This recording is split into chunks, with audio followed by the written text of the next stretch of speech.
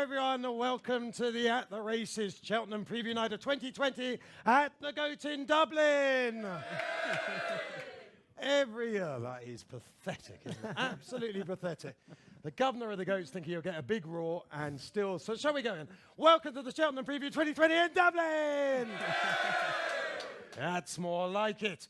A manly roar and a manly panel as well in places, because of course I am your host tonight with the most. But on the panel also, down the far side from At the Races, is Declan Rix. Quite nervous, so give him a round of applause. Every panel needs a boffin. We've got that this year in the shape, I believe, at least that's what they told me on the script, of Tony Keenan, again from At the Races. Next to me here is a man who needs no introduction. You'll have read him, you'll have heard him. I'm afraid you can't get away with those two kind of things if you do anything on attheraces.com. He is, of course, the man who thinks lady jockeys are the greatest people on planet Earth. I think he believes that the whip should be banned, all that kind of stuff. It is the one and only Kevin Blake. And our special guest tonight is a very special guest. I've done lots of Cheltenham previews with him over the years, and they have varied in decency, to be quite frank, depending on how drunk or sleepy he is feeling.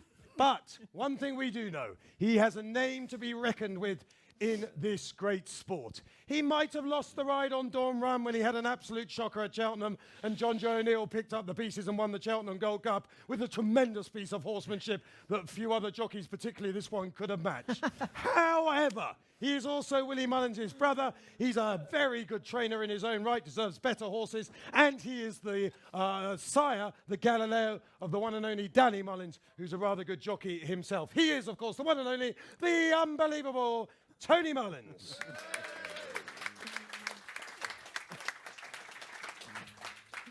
Hopefully you haven't switched off already. If you're watching on Facebook, thanks for joining us tonight. We usually get a real big audience for this, and I'm hoping that will happen again tonight, even with me at the helm.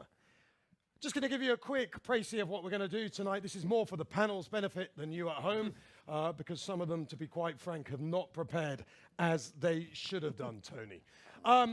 So we're going to go through the big races first. Those are what we call the main event. So on the first day, that will be the Champion Hurdle and the Mares. On the second day, it'll be the Champion Chase. That won't take long because there's only one horse that can win the Champion Chase, as you will find out very shortly when I tell you the winner, and then you can listen to their nonsense. On the Thursday, of course, we've got the Stairs Hurdle, and we also have the Ryanair Chase, and then the biggest one of them all, the Gold Cup, Tony, won by Dawn Run on Friday. We must thank our sponsors tonight, Betway, who have very, very kindly sponsored the event. They are, of course, the sponsors of the Queen Mother Champion Chase as well. And on your screens at home, the Betway prices will be running through. We thank Betway for their kind sponsorship here tonight. Without them, we would be nothing, or at least Kevin, fee would be halved. So we appreciate them coming on board.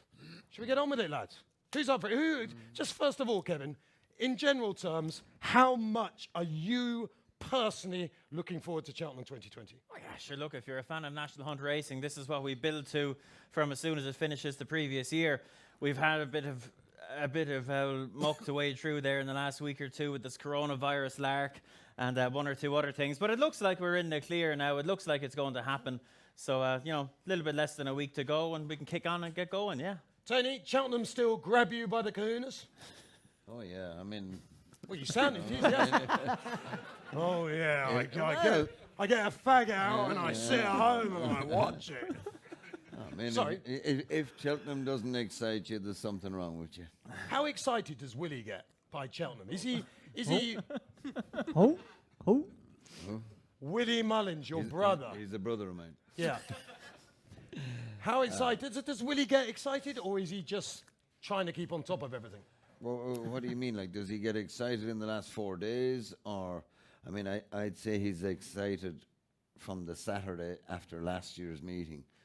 Do you know what I mean? He's planning all year, so it's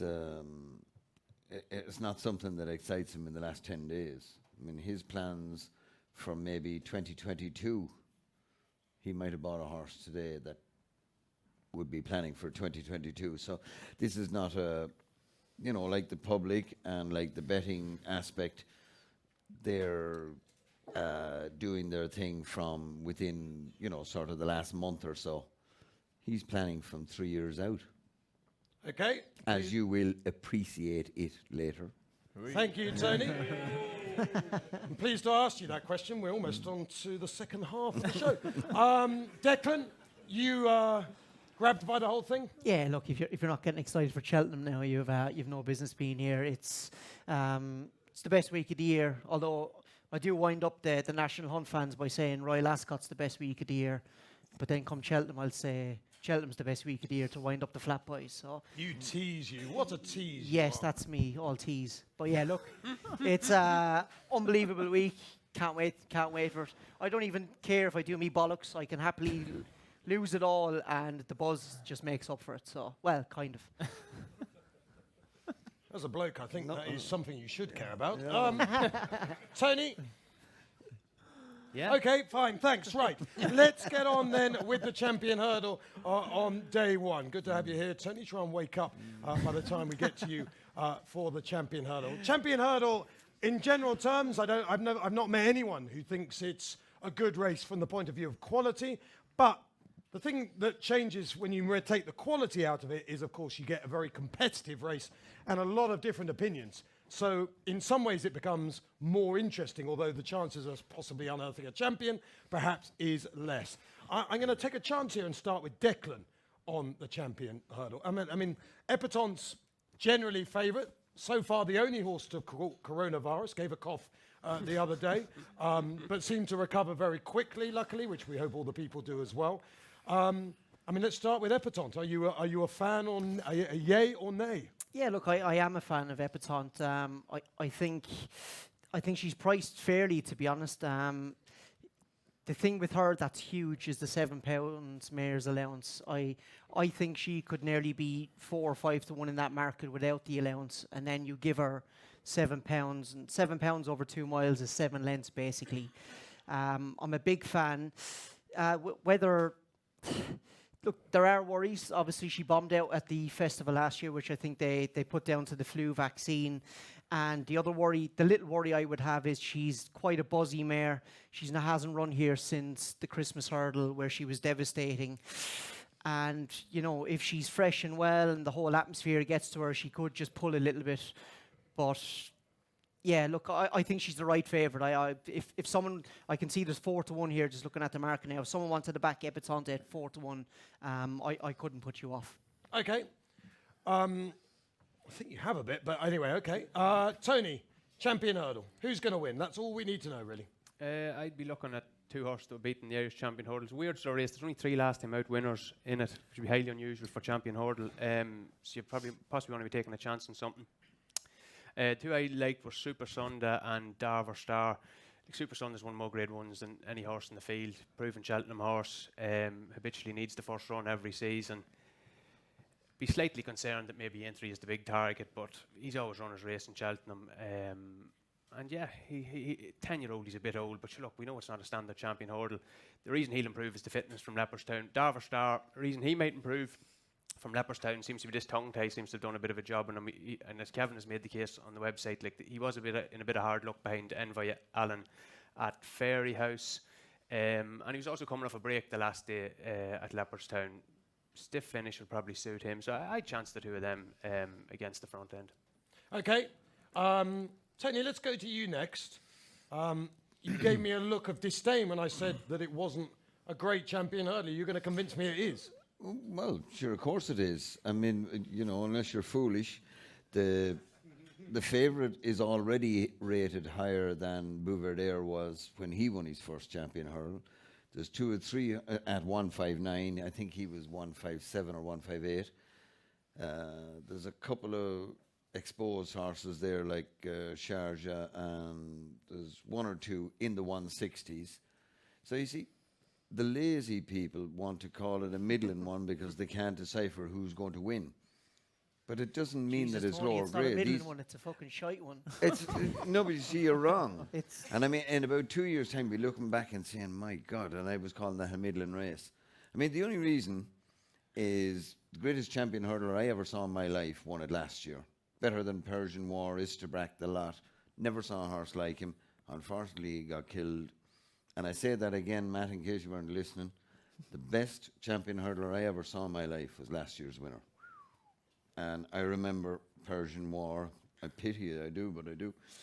And Isterbrack, see you then, the whole lot of them. Last year's horse was unreal. And now Bouverdaire was getting a bit old, so now it's left a little bit of a blank, and everyone's calling it a Midland race. It's a very good race, and the ratings prove it. All the top 5 in the betting are 155 plus.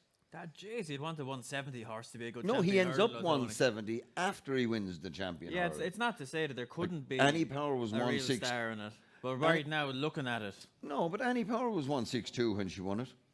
Bouverdaire was 157, I think, when he won it first time. So we're in around the same, only we haven't found the champion yet because, unfortunately, the mighty Esperdalen is dead. But it doesn't mean it's a Midland race just because you can't pick the winner. These are very, very good horses, and I challenge this year's novices to try and beat them next year. You will see in a year's time how good a race this is. And for me, maybe Epatante, 159. Now you take our mayor's allowance, you have her up to 166. I mean, they're serious horses. So just calling them Midland horses because you can't pick out the winner. It's boring stuff. They're very, very good horses. Super Sunday, I think, is too old.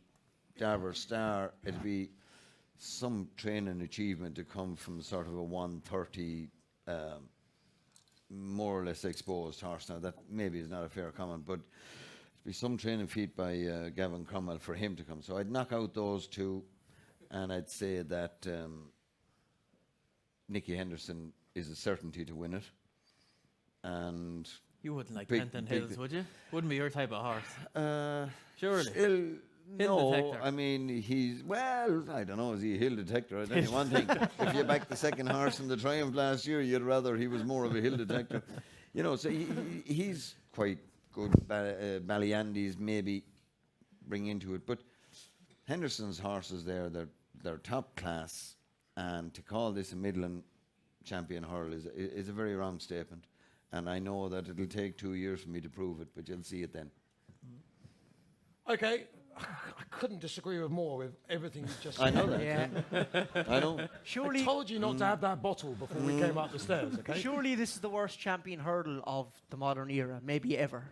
I mean, it is. How far back is the modern era, Mr. Rix? Well, I don't go far back as you, Tony. I know, but Well, I'd say the last Midland one, and it's not fair to say it either, really, but Flaky Dove was maybe the lowest rated one I remember. well, But this is a flaky fucking champion hurdle. Tony. I think it's unfair to say that, and I'd like you to repeat it here this time next year. When Tony said he remembers You're Persian War. assuming he'll be back. That's a big assumption. When Tony said he remembers Persian War, that he's actually talking about the Persian Wars. Nothing to do with the horse, I hasten to add. Kevin Blake, are you going to be the voice of reason here, or are you going to be your Probably usual not. No. recalcitrant self? What have you got for us? That'd be Come on. about it. Look, Just a reminder here, for those of you who don't know, Epperton's currently favourite. Pentland Hills, Honeysuckle is going in the mares now. Then we've got Super Sunday at 10, Sharjah at 12, you'd want goodish ground. And then you're kind of into the realms of fantasy, perhaps, other than possibly Cur Sublime, who might just be a horse who's capable of an upset. But other than that, it's hard to look beyond those, isn't it? yeah, look, Epperton could be, in any power, potentially. We don't know. We haven't seen her ceiling yet. You'll be a little bit worried about last year. Her jumping let her down a little bit as much as anything, I thought. And Barry gave her a relatively easy time once her winning chance was gone. But I'm fairly neutral on her. I don't mind her. If you fancy her, go ahead. But I've put up Darver Star in this. I think is a big old price. I think, if you look back at his last 2 runs, forget about where he's come from. Forget that he was rated 104 a year ago. What's most relevant are his last 2 runs. He finished up the arses of Envoyala and Abacadabras after getting squeezed back at the second last. He would have been on top of Abacadabras, I think. And look, that looked an improved run, certainly not a champion hurdle run. But then he's come out next time, and not only has he proven that it wasn't a fluke, he's actually gone on again. And with another 100 yards, he would have beaten Honeysuckle. He's finished in front of Petit Mouchois, who everyone seems to want to use as the yardstick for the top-class Irish 2-mile hurdlers all season long. Beaten him, and watch back the race. You know, inside track at Leopardstown, close enough to good ground. He's just got a little bit flat-footed after the second last. We can't watch back the race, can we? Because we have to pay for that these days. Well, you might find it on YouTube. I doubt it. It'd be split screen with 5 other sellers that are going on at the same time or something. Well, wherever you find it, watch it back. And he's powered up the run in. You'd imagine the increased emphasis on stamina at Cheltenham will very much suit him. And look, we don't know where his ceiling is. He's after taking these big chunks of steps forward, and people don't want to believe it because it's been totally unexpected the last twice. But when you sit back, you forget about where he's come from, everything about him, and you look at those 2 runs in this particular year where the champion hurdle is wide open. You have to put him in the mix, and I don't know what price he is now. He's 14-1 best price. Like, I think that's a belt in each way shot. He's been trained for the race. You know, he was busy last year, but Gavin's minded him. You know, he's gone Royal Bond, Irish champion here. Lovely spacings. You know, Gavin has having an unbelievable season. Look, double figure price. I think he's a smash in each way bet. I really do.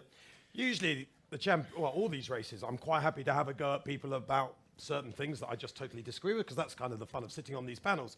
But the champion hurdle really is a race for me that it's pointless having a go at anyone. Can you pull that like that? I'll hold on to that. Yeah, if you could stay like that all night. Might choke you with it later. Because it's so open. Your madness saying anyone's selection's bad. I mean, we haven't really talked about Pentland Hills. Obviously, it's a very much Irish-dominated panel, so that's probably why. Do you like him, Pentland Hills? You know what? Until I'm about to say something that I never thought I would say in my life, I did think he was the best each way bet at about 5-6-1. He's a bit shorter now. I think he'll be travelling best to 2 out, but I'm not absolutely convinced of what he'll do from 2 out to the line. How Which much is obviously quite important, Tony, before you say it. How much can you collect 2 out? Well, Look, I agree with but you you know about what I mean. the horse. He's but a snaff horse. Surely all of those at the front of the market, he's the worst price. Well, I don't know, because he's the one horse, I think, who's got class. He's got a telling turn of foot. Now, the ground might be key to him. The ride will be key. He'll need to come a lot later than he's been coming, Nico de Vonville, on him. But look, I think he's got a lot of talent, Pentland Hills.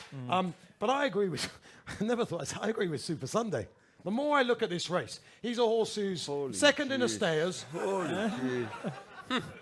Second in a stayers, won a Coral Cup, over trips that arguably are second in the stairs. further than he wants to go. He could easily get an uncontested lead. If Not So Sleepy doesn't run in here, he struggled to find a front runner. If he gets an easy lead, Tony, he stays stronger than every other horse in this race. What do we think of Willie's? If he gets an easy lead, I'll agree with you. Yeah. By God, he is Jeez, one. he won't It get it. is one bad champion. Just on Super Sunday, I don't know if it's been reported. I don't even know if it's true, but I heard a couple of weeks back that he seemingly worked in blinkers and went really well. And they're intending to put blinkers on him in the champion. Again, don't hold me to it now, but I heard it from a fella that should know. So keep an eye out on the decks, because I do think they would help him. I wouldn't, place only with Super Sunday for me. I wouldn't back him for a win bet. But I think blinkers would be a help I to could him. see Super Sunday running the kind of race like the new one is running there. Yeah. Kind of flying late, but when it's all over.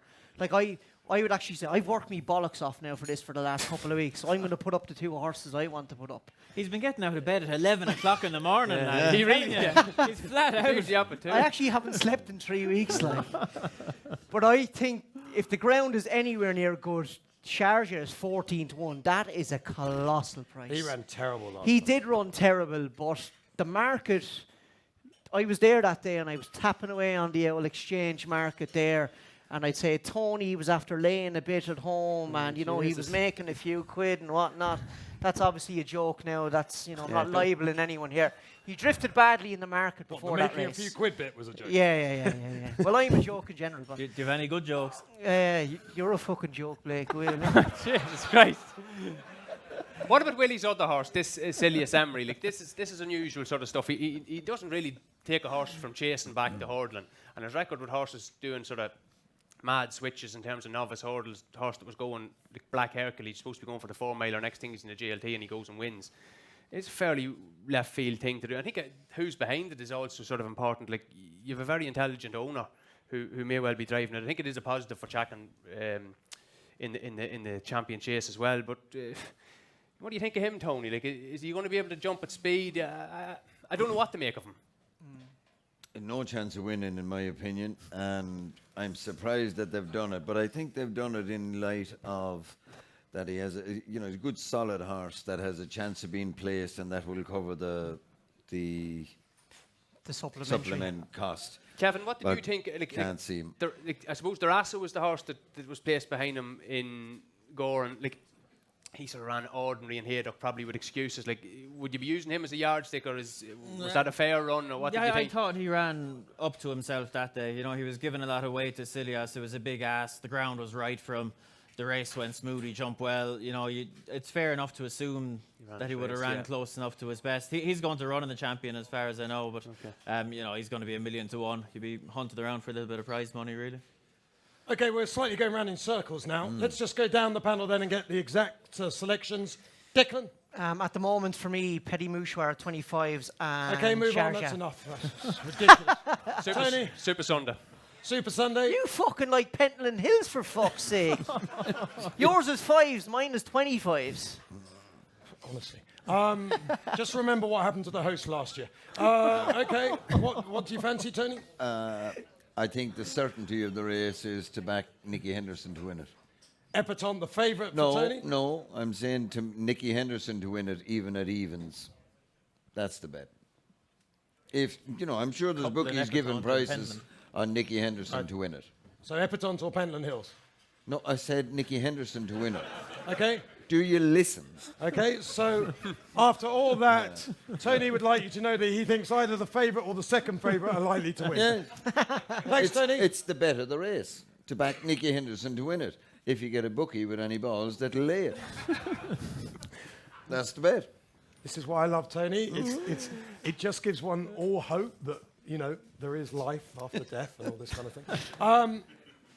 Kevin? Darver Star. Each Darver way. Star. Okay. I think your chance of lightning strike twice is very, very thin. Right, let's go on to the mayor's hurdle. This should take just 3 words from each member of the panel, and we should have the winner very easily. Basically, we're down to a 2-horse race, aren't we? Benny de Dieu or Honeysuckle. Not many people will be picking anything outside of those two, and if they were, they'd be picking the loser. Let's start with Tony Keenan. The mares, are you one or t'other, or are you something else? I'll give you 3 words. I think Benny will win it. Okay. Benny is 1 word. Benny de Dieu. Indeed. Okay. 3 words. Benny will Kev? win it. Explain that. I'd be with Benny de Dieu as well. What? This is a man who sat next to me on the opening show on ITV 12 months ago and looked at me and said, Benny de Dieu's crap. She cannot win the mayor's hurdle. And I said, you're bonkers, man. Anyway, obviously, as she came to the last clear... Did she win? And this is... I can't recall. For the next 2 days, all he came up to me and saying, did she win? Did she win? So now you're saying she's a good horse, having said she was a bad horse 12 months ago. At the time, she was a short price. At the time, she hadn't really had the chance to show anything you say. To show where her ceiling was. But to be fair, since she's gone to France, she did what she did there. She did what she did at Goran last time. I think she's shown herself to be £10 better than this time last year. And look, Honeysuckle, I wasn't fond of her jumping last time. I think she's a very good mare. 2.5 miles would certainly suit her better than 2. Look, she's a more than worthy rival for Benny, but just right now where they are, the betting, is kind of 8 to 11 Benny de Dieu, 2 to 1 Honeysuckle. I'd still be with Benny. I think she's shown herself to be a very, very good mare in her last couple of starts, and she's been there and done it at Cheltenham, whereas Honeysuckle obviously hasn't, and that's a factor in the mix as well. Great race though, for all that it shouldn't exist. Yeah, it shouldn't exist. It shouldn't be there, and mind you, nor should the runner. Declan, on the basis that you've tipped up Petit Mouchoir, you have no choice but to tip up Honeysuckle here, otherwise it defeats your Petit Mouchoir selection, surely. I think there's too much of a difference in the prices between the 2 mares. I would say about Benny, she's thrived over 3 miles since the last day. You sound like a man who wanted to tip Benny de Jure, but then you just realised how stupid that would sound, and now you've got to change. No, not at all. No, well, So you as you know, Matt, honeysuckle? as you know, it's easy to tip up 8 to 11 favourites. So, I think 2 to 1 versus 4 to 6. I'd be siding with Honeysuckle at the prices, but I've no real strong opinion. If at the price of that to have a bet, I'd back Honeysuckle. Okay. I look at it completely opposite. I think Benny should be about 1 to 2, and Honeysuckle should be more like 3 to 1, something like that. I think there should be more differential rather than Not less. advising anyone to bet on odds on, but sure, she's going to win a minute. No. And to prove how good she is, You only the have to other one look is at- going to be a minute clear of the rest. So this is an open and shut Do case. you know what could be a bet there if you could get Honeysuckle without Benny de Jure at 4 to 6? I'd rather back that than Benny de Jure straight. I'm not sure your maths now if you're thinking you're going to get No, 4 to 6 I know. Honeysuckle. I said if we can dream. You can dream. If We not- can dream, yes, Declan, yes. But it's, dreams are best when they have some sort of reality Substance, to yeah. them. Well, I don't know. Well, You've got a missus. You shouldn't be having those dreams at all. But anyway, at least she knows now that you're having unrealistic dreams with her late at night. Oh, well, everyone to their own. You did say on ITV that you weren't. What did you say last year? You weren't romantic. And you're not romantic. I You're don't not, know. Jeez. You remembering things like that? I do. Should I be getting worried? Not really. Right. I don't think we've got anything else to say about the mares. Has anyone got anything each way? I personally don't think it's an each way race because if you've got 2 horses you think are going to be in the 3, then you're only playing with one place and about 20 of them could finish third. Move on. Okay, we're going to go to the Betway sponsored Queen Mother Champion Chase on the Wednesday. That is the Betway sponsor Queen Mother Champion Chase. Also, funny enough, the sponsors, as it says up here, of the preview night tonight. So, time to have a look at the Betway Queen Mother Champion Chase. Obviously, Altior, Defi Dessau and Chacun Pour Soi dominate the betting. I'm going to start here with Kevin Blake. One of those 3, Kev, or something outside the box? You'd need a fair imagination now to tip something outside those 3. Well, we I were think. dreaming already tonight. So. Yeah, no, stay realistic for this one. Look, goes without saying, fantastic race, one of the races of the week. Altior, being there, done it.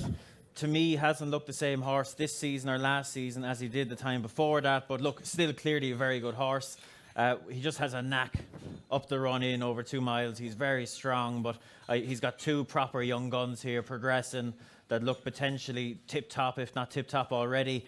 So look at the price he is. He's fav at the minute. I'll take him on. And it's a case of which one. And definitely the Soy for me. You know, he's come on from run to run with his jumping. He was very impressive last time. He showed, I know he wasn't maybe mad impressive at the line in the Tingle Creek. I felt he was getting a little bit idle. But that day, that was a real championship 2-mile race, high pressure race the whole way. And he hadn't necessarily proven himself in that sort of set of circumstances before that. So that removed just one little thing I was knocking him for in the back of my mind. So for me, he looks a very complete proposition coming in. Loves Cheltenham, which is a factor when you compare him up against Chacun Pour Soi, who's unproven, obviously. And look, great preparation. I think he should be fav myself. He's marginally second fav, and I'd go with him. Look, it wouldn't be one of my more bullish shouts of the week now, but I'm a Defi man. Defi Dessau, I think, has been brilliantly trained. I don't think enough has been made of the training of this horse. He because looked gone. There was one point when he looked like he would never, do anything, like retire, like he was finished. Suddenly he's come back as this magnificent horse, and forget he's a Triumph Hurdle winner that's gone on and gone right to the top. Well done, the master trainer, who's sure to be watching on attheraces.com on the Facebook page.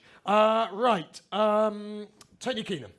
Okay, I know you're a great fan of Nicky Henderson, Matt, and Altior's been a hero, but I have a little theory with him over the last year and a half or so that he's been flatlining over 2 mile and he actually wants to trip. I think his best performance in the last 2 years was second to Serename at Ascot. He's gone back to Newbury and he's just run at the same level he's been tipping along at for the last 18 months or so. His best performance at 2 miles was the he beat Min. Hasn't got back to that. keen enough sort of take him on with him hitting the little bit of a flat spot, acknowledging that he's a brilliant horse. The market in this is going to be absolutely fascinating. You have the champion who has only lost one race in his life. You have the Willie Mullins punters looking the back check and Bourgeois, and you have JP obviously. So actually no idea what's going to happen here, who's going to be back, who's not. But I'd be with Willie's horse. He put up the time performance of the season the last day in Leopardstown. He's beaten Daffy, albeit Daffy possibly over the top. A little bit of worry that he had a hard race the last time, but you're not been asked to take 5-4. I'm actually surprised that he's the outsider of the 3. I don't think he's going to go off the outsider of the 3. And as long as, I think if Paul can hold on to him, I don't want to be sort of getting there too soon. I think he can do Altior for speed at this stage of his career. He'd be the one for me. Declan Rix from At the Races, who is going to win the Betway Queen Mother Championships. I actually have a complete opposite view of Kevin, which is probably not a good place to start. I'd say it's a really good place to start. One of the best places you've ever started. Defy Desai, he beat Politolog the first day he ran, he was getting £3. The second day and the third day he's beaten Undiso, who was 11 and 12 years of age. For me, Declan, can I just pause you there? You can, of course. We've mentioned the great horse who, of course, recently passed in the side. I think we should just all put our hands He's together. not dead. Well, he's not dead, but he's dead as far as the Cheltenham Festival is concerned. Can we just put our hands together for Undiso? Because there isn't a single person in here who has not backed Undiso, who has not won from Undiso, and does not love Undiso. I love that. I love Undiso as well. Trying to kill him. Yeah. Poor Undiso. He's dead in my Cheltenham Festival anti-post fault. Carry on, Declan. Yeah, look, he's beaten Politolog, getting £3 off him the first day, and he's beaten an 11 and a 12-year-old twice. The second time he beat Undiso, it was basically a sprint. Undiso has always been a horse. He's won his races in the early and the middle part of a race. Well, Willie's had a shocker with Undiso this season. Yeah. Basically. He needs 2.5 miles at least. Well, no, he should have did been in kind the of. King George. Blake was also talking bollocks there, saying he if Defy Desai idled in front. When a horse idles, he picks up again. Undiso was in front at the second winning post at Sandown. He was pulling up. The race was over. Will you? Go away, will you? He wasn't pulling up. He was I had out. to give him a kick in the belly to beat the second winning post. He was out on his feet, basically. And the other part of that race, the same day is the Henry VIII, the 2-mile chase. 2-mile novice at Sandown. Yes, the sectionals and the overall time were pretty similar, and Nube Negra has come out since and been beaten. I'm not sure he is up to the level yet of an Altior, and I love Altior. The only thing I don't like about Altior, and I'm going to sound absolutely mental saying this, is I don't think the old course has ever suited him. He's a big, leggy, long horse who takes a couple of strides to get into top gear. You're not afforded that on the old course. If this was on the new course, I'd make Altior 5-4 shot. I really would. But anyway, after all that shy talk, the bet in the race, and I'm going to sound even more mental here, is So Royal. I'm backing So Royal each way. Yeah. Here we go. And right, here's my reasoning, right? You can back So Royal each way, right? And he can run in the first 3 at about 9-2, 5-1. You can back Cheltenham Preview, Defy Desai, Altior, all at circa 5-2. One of those is going to blow. 2 of those are going to blow out. Really? Yes. Well, only one horse can win the race unless it's dead heat. I'd say you should switch to sparkling water. It's grand. Look, lads, something it's gone grand. It's grand. When So Royal finishes third and Blake's horse Defy Desai is second beaten ahead, I'll be the one who's at the third, and you get your money back. It's grand. Look, come on, All just right. get the slagging over with. It's Yeah. grand. We're only How starting. did we end up with you, Declan? Didn't I don't know either, to be Did honest. Netflix not want you? No, Jesus Christ. I won a competition That's on the the website kind of there. bollocks we've had to put up with for the last 2 years. But look, that's from a value perspective. You can come up here and tip up horses at Have a 15-8, 2-1, and 12-5. All I need is my horse to run in the frame. Don't forget last year he traded odds Declan, on. shut the fuck up. He traded odds on. Everyone's bored. That's grand. Everyone can shag off so. So royal for the... Thanks for tipping up another favourite anyway, chappers. Yeah, sound. Well, good luck with my favourite, where you can have 25 to 1 shot Sir Royal, who couldn't win if it started He's now. actually 33s, not. Yeah, it can be 333. It really makes no difference. Thank you for that, Declan. Really. Speaking of Netflix, I did see The Voice yesterday. It's always nice to catch up with The Voice because it's a bit like going home. And it was lovely because we had quite a sort of personal Cheltenham Festival lunch yesterday. Netflix and chill, is it? There were about... could I just... You've said your bollocks. Now, we don't need more Sorry, of it. I won't be back again next year. I know. So it was quite a sort of... It was quite an intimate lunch, and it was really nice. There were about... I guess there were no more than 50 people there. And it's the first time I've seen Gary smile for a long time. He looked so happy. And I said to Gary, like, why are you so happy today? What's feeling so good? And he said, like, this is the first time in a year and a half I broadcast to more than 20 people in my life. It was so lovely. It was just so nice to see him look happy. Anyway, Kevin, what do you fancy? I've already told you, Defi, this song. Okay, sorry. Tony, you had to listen to that load of rubbish, and you must be thinking, how the hell have I ended up at the GOAT tonight? How have I ended up on the tail of this, yeah. But I'd say Defi de Sol to me. I think Altier, fantastic horse. I don't know who said that his best run of his life was behind Suriname. Best run in the last 18 months. 2 years, yeah. Yeah. Not in the last, not lifetime. I'd agree with that. Get off them drugs. At least we've got someone to be on him with now. Yeah. Drugs are illegal. You cannot come up on stage full of drugs. I mean, there's no other way you could say that. Yeah. And it's probably flattened him out for the season, and that's why he might be the same horse. That's there, yeah. But to say that the best run of his life, when the lard was bet out of him for the only time in his life, by a horse that got the lard bet out of him next time out. I mean, how in the name of God, Tony, you could come up with that assumption? It's beyond me. But anyway. Are you fancying Altior? No. But you're saying that the best run of his life was when the lard was bet out of him by a horse that the lard was bet out of again the next time. So, I mean, you know, now in fairness, I hate using strong words, but that's crap. Absolute crap. But I think Defi de Sol will win. Altier and Cheltenham Pursuit. I don't know, does Cheltenham Pursuit jump freely enough? Because these are two real good horses. If he jumps a bit slow, he's going to get left behind. I'd say he has massive ability, but I'd like to see more. I thought his jumping was savage the last dinner. Yeah, in his own comfort zone.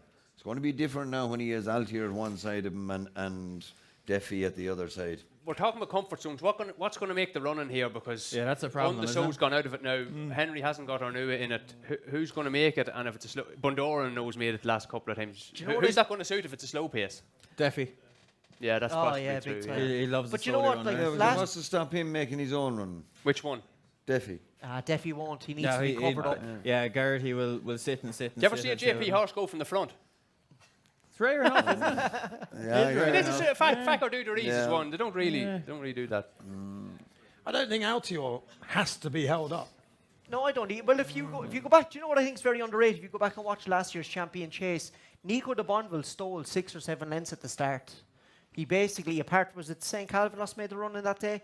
The two of them had freebies up in front. In a way, he kind of made all the running, and you know he was headed in that. But the other thing I'd say about Altier is he made a very bad mistake last year at the water jump, and he had an awful habit of jumping left throughout all of last season.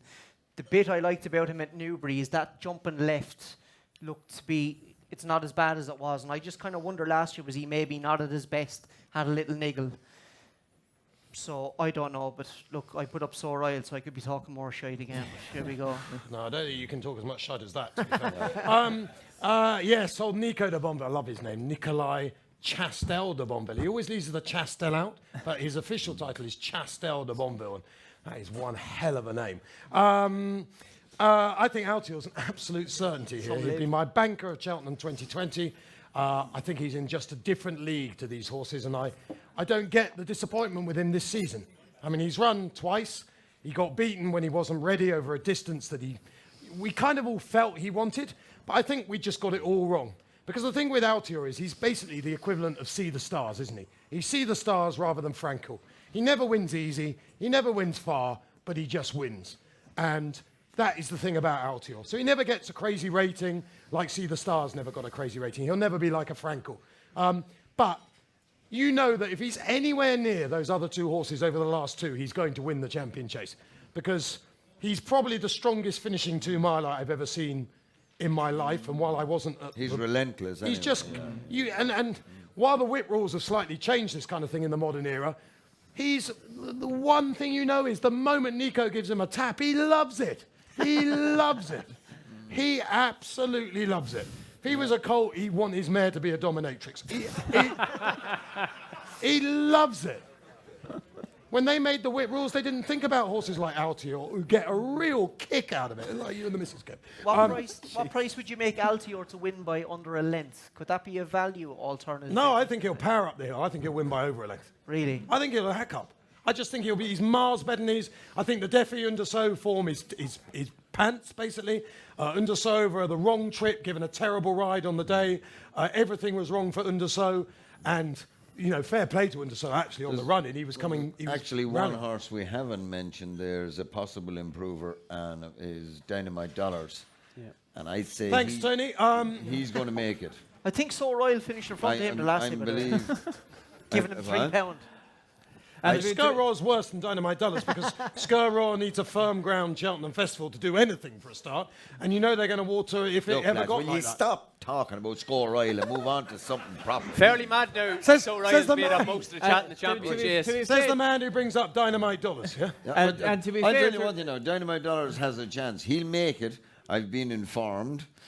And Who by? an informer. oh, An informed a person, yeah. secret agent of Paul Nichols has just informed me here. Right. So that's just an interesting one. Paul Nichols has put him up as his springer for the meeting. No. Oh, he was pissed like you, I should think. It's completely, he does drink a bit. But anyway, okay, well, thanks for that. Some interesting thoughts there. Let's just quickly rattle down the panel, just in case those on Facebook are confused. And to be fair, I am a little bit. Sker Royal. Score Royal each way for me. Tony. Chacun pour soi. Chacun pour soi. Mullins. Definitely just saw it. Blakey. Defi Desai. And the winner, of course, is Altior, if you're interested in actually being given the winner. Right, that was the Betway Queen Mother Champion Chase. Let's get on to the Ryanair Chase of 2020. Who are Betway? They're the sponsors. Oh, Jesus. Play the game, Tony. Play the game. Tony, you might. I am playing it. I'm trying to get you to repeat Yeah, it. you might. He's next level. Tony won't be getting paid now. Tony's thinking, I've never heard of them, but we've not got a bookmaker in the yard. All we've got is Betfair, so let's see what we can do. Right. A Plutard, Min, Froden, Shakan's in there still. Riders on the Storm is in there as well after his Ascot win. Let's start with... I'm not sure I'm going to ask Declan Rix any of the other races. Let's start with Tony. Tony, what do you fancy in the Ryanair? Do you want to go, Tony? Tony Keenan. Tony Keenan, sorry. AboutTheRaces.com. I fancy a Plutard. I can see the case from in that he has better form than a Plutard, but I think the Cheltenham factor with Henry's horse could make the difference. Absolutely loved this last furlong in Leopardstown. He's just so strong at the line. Brilliant in the novice handicap last year. Like, I don't see many horses winning that distance at Cheltenham. Handicaps. Did the time that day, did the quick sectional that day.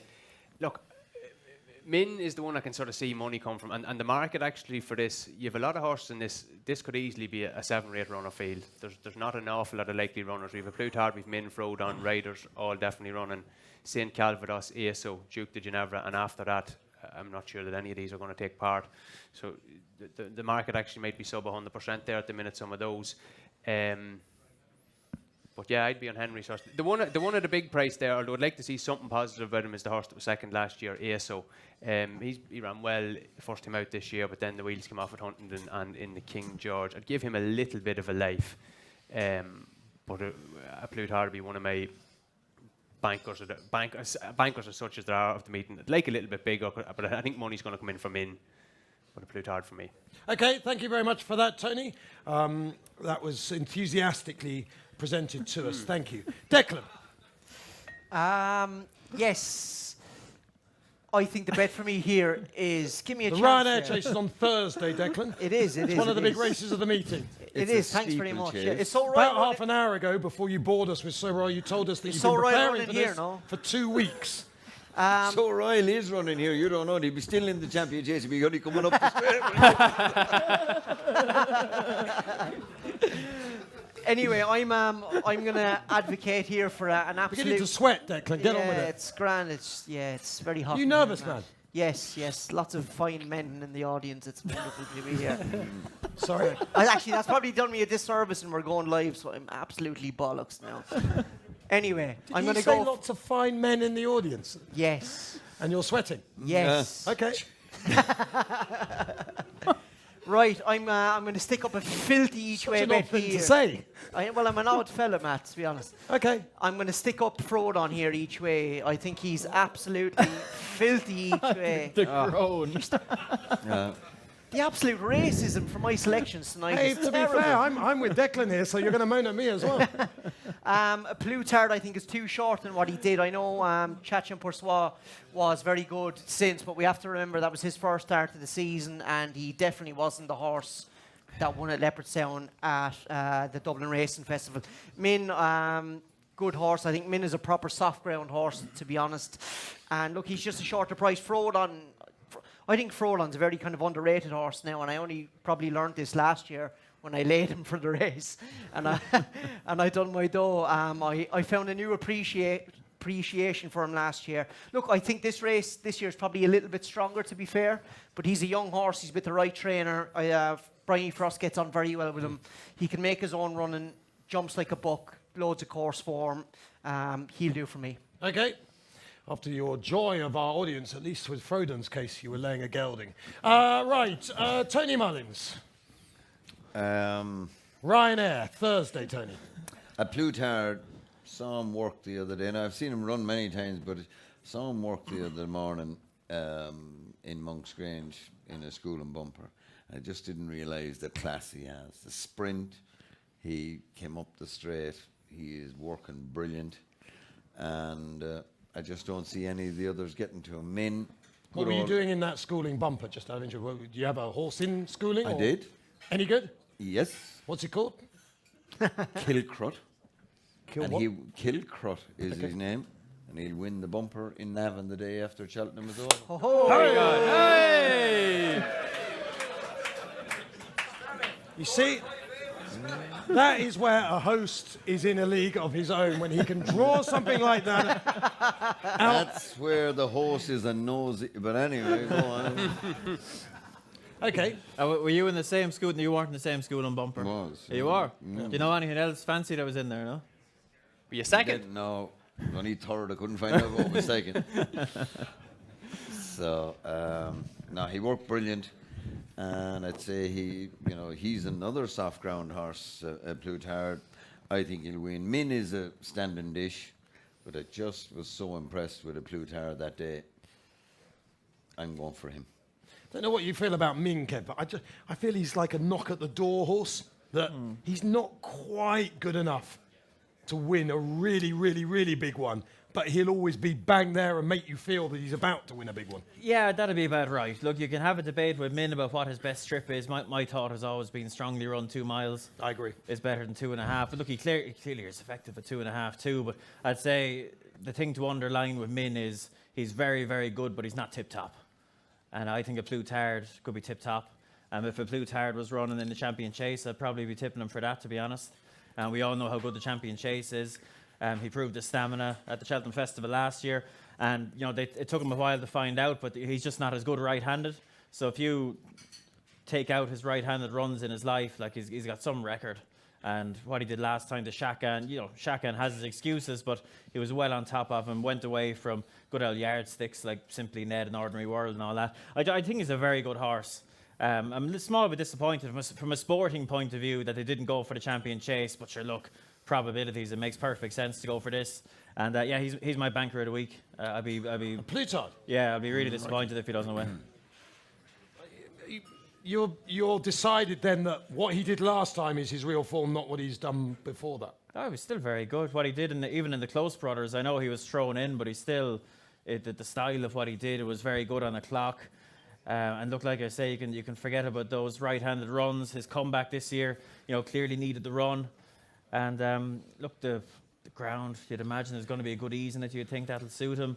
I just think he's very, very solid. And, Okay. Yeah, banker.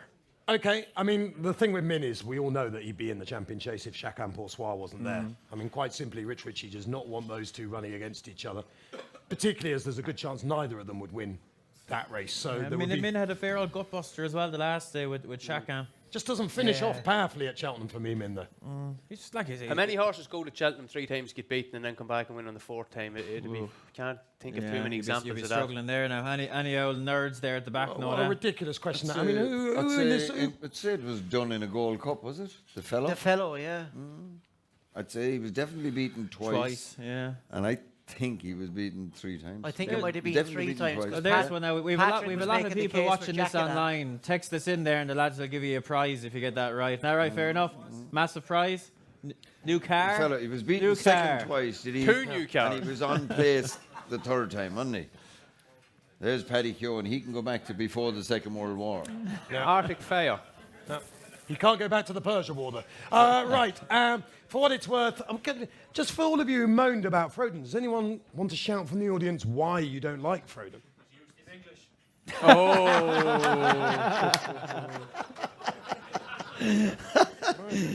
A solid reason, man. He's English. He's English. You have the nerve to say that after your election results the other day. Careful, Right, okay. Careful now. I see Mary Lou MacDonald down the back there. Crikey. Okay. Mary Lou was locked up, ain't she? She locked up with Corona. Jeez. Frodon is the defending champion. Historically, horses that run well in Cheltenham Festival races tend to run in them very well the next year, even if they do nothing in between. But Frodon has done something. He's won last time out. He jumps, he stays. Trip is ideal. I think he's a great each-way bet. And to you're be a in the three. Bryony fan. Well, Bryony's very capable on this Oh, horse. yeah. I mean, she is. I know, she is very capable, yeah. The only problem with I'm Bryony just is saying that I was identifying. Well, what have you got against Bryony Frost then? Oh, Tom? no, I don't have anything against her. She's a grand rider. Well, Rachel Blackmore or Bryony Oh, Frost? Jesus, there's no contest. Get up the yard. And it's Well, unfair to Bryony's that Bryony, much better. Because, You should ask Blake. Stop it. He loves women no, jockeys. I mean, Bryony is very good and adequate, better than adequate, but Rachel Blackmore's is a different league. Okay. Different league. She's different league to any female that ever rode. She should never be referred to as just a female rider. She's in the top league with them You're all. forgetting how good Nina Carberry was, though, and people like that. Oh, Rachel Blackmore is better, and I'll probably get hopped on the head now when I meet Nina next, but It's Well, that's his just 'cause head you you're- have to worry about. Rachel Blackmore is the best female rider that has ever ridden. Jockey. Yeah. By a margin. By a I'd say. margin. Yeah. Okay. Well, she's got some great chances. Of And course, she no will book, be etc. champion. Yeah. She will be champion jockey. She's just different league to all the What's the others. path And to they've being- been Well, very when good. will she be champion? She won't be champion this year. Yeah, what's the path to being champion jockey? Does she have to get the Willie job like to do that? Well, Would Dave- Willie Mullins Davy ever Russell, make Tony? Very good. Would Willie ever make Rachel Blackmore his stable rider? Patrick I'd might. say he could. But I was. Have you asked her to be your stable jockey? Just I tell you one thing, she wouldn't be much good if she was my stable But I'd be delighted to think she would. But anyway, that wouldn't work. Don't worry, she'd win the Navan bumper. That's all that really matters. That'd be about her limit for the season. Okay, let's just wrap up then and go down the panel. I think I got to everyone. If I didn't, then speak now. Declan, Frolon each way for me. Frodon, A Plutard. Plutard. Plutard, very tight but a certainty. Yeah. Thanks, Plutard. A Tight Plutard. price. A Plutard, lots for the Irish there. I go Frodon each way as well. Took a bit of time on that because I don't think we're going to need too long on the stairs hurdle unless someone comes with something out of the ballpark. We have it. We have an answer. The fellow was second, fourth, then one. So there you go. No, Brilliant. One for the Matt, anoraks there. anything- Power of social media. Anything you want to know, just give me a shout. You should One- ask me before the show. One not man. to How make a many show. times did he get beat? Yeah, he 3. There, another one. There we go. I was just about to say one man as well, actually. Yeah. Oh yeah, but he ran the Gold Cup and then they found his distance after about Next year 8 you can years. say Sir Yeah. Royal. Right. Stairs hurdle. Paisley Park, in my book, should be 2 to 5 or something like that. He's just miles better than all the rest. Let's start with Kevin Blake this time. Anything other than Paisley Park, Kev? No. Okay. Tony? Yeah, I think that the Stan Mason horse, what's his name? Somerville Boy will beat him. Even though he was destroyed by Paisley last time. I Well, go I'm a here, bit and I surprised put the up last So time, right? Royal, will you? Stop, You will you? have Stan Mason or Somerville Boy raced at 2 miles all his life. He was able to be held up in a Supreme and come through to win it. Then his first go at 3 miles, he jumps out, makes it a stamina test against the best stamina horse in the country. I was very surprised at that. I mean, he played into Paisley Park's lap, and he only got past at the last. That was his first run over 3 miles. This horse had a class to win a Supreme Novice. He motored in on New Year's Day in Cheltenham. I think he's won most of his runs in Cheltenham. I certainly wouldn't have Paisley Park as my banker for the week or anything like it. And actually, not only that, I think Somerville Boy will win. Okay, thanks for that. Tony? I think Paisley Park will win. I think Pentland is a bit of a life for hitting the frame. I think he's been trained differently this year. Willie had an awful job trying to get him Cheltenham last year fresh. And since they've been bringing him along gradually this year, improving run to run. Just like to say that I think I looked it up last night because he was my sneaky one as well. Well, did He's you run- look it up or not? Tony? I did, yeah, Or did you text your he's- brother? It was no, less than 24 hours ago. I just looked up that no horse has won the Stayers having run 3 times since Christmas. And he's run 3 times since Christmas. And I'd say Willie never. How many ran it. horses have tried who've run 3 times since Christmas? I couldn't tell you, but none have won. So I hadn't time to look up all the horses that were nowhere. What were you doing? What was a busy night, was it? No, because Penn Hill, you see, has won the Albert Bartlett and he's won the Stayers on his first run of the season. And I said, he's the one. I said, Jesus. Penhill, he won a joke over Stairs, though. They He did, crawled yeah. around. Soft ground. He beat Super Sunday, who didn't. Yeah, and he's going to doesn't win the stay. champion hurdle. Yeah, he's run over completely the wrong trip. Now I'd give Pentland a bit of a life in making the frame. I think he's been trained differently. I think he's improved run to run. Nav in the last day, I thought Paul Townend got caught a little bit further back than ideal, and Kraken Smart kicked, and he was maybe should have made his move a bit earlier. Good, 1-2 from 2 for Cheltenham. His ceiling though is probably finishing third, so he's probably a place only bet rather than a win. I wouldn't waste the each way. I'd just back him in the place. But surely here, if like most people, everyone thinks Paisley Park is going to win. Like the most underrated market in horse racing is the without favourite market. If you take him out of the game, this is a fascinating race from a betting perspective. I don't know the winner, but it is a fascinating race without the favourite. Everyone on Facebook is delighted that you've offered that. All right, well, if you want a horse, I think, I think you're getting twice the price that he should be because he ran badly the other day, and you're kind of putting your faith in Tom It's a good George. reason for him to be a big price. Yeah, Go on. you're putting your faith in Tom George that he'll get him back, but the World End was deadly over here once upon a time on a new course over fences, and like you take the favourite out, it's a desperate bad race. I really respect the Warren Greatrix horse, Mitzon, but he's half the price of the horse I'll put up. I think if the ground comes up halfway decent, the World's End, I think tactically he can go out and make his own running. Third last year, wasn't A strong pace or a slow pace, he's going to be in the right position. I just think if Tom George can get him back at about 12 to 1 is a decent bet. And just a random line, if you are looking at that without market or what have you, I don't know if it's been covered elsewhere now, but I was speaking to Gordon Elliott just before I came here about his Cheltenham runners, and it'll be on the At the Races website tomorrow, lads, don't worry. But he's running Apple's Jade here, and he's putting blinkers on, and you just never know. For a mare that we know is very, very good, she looks gone to me. But blinkers can do funny things with horses.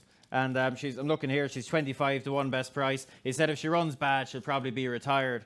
But like Rixie is saying, like this is a shocker outside the Fav. And we know, to be fair, she wouldn't even need to be within 10 pounds of her best to probably hit the frame here. So if you want to throw a Hail Mary with the And first time blinkers, historically with this race, if I remember correctly now, the bookies took on big bucks in this a few years. I think if they're having a good day, like if Paisley Park touches 4 to 5 or anything bigger, steam in, like that's like he's a different class of horse to all these.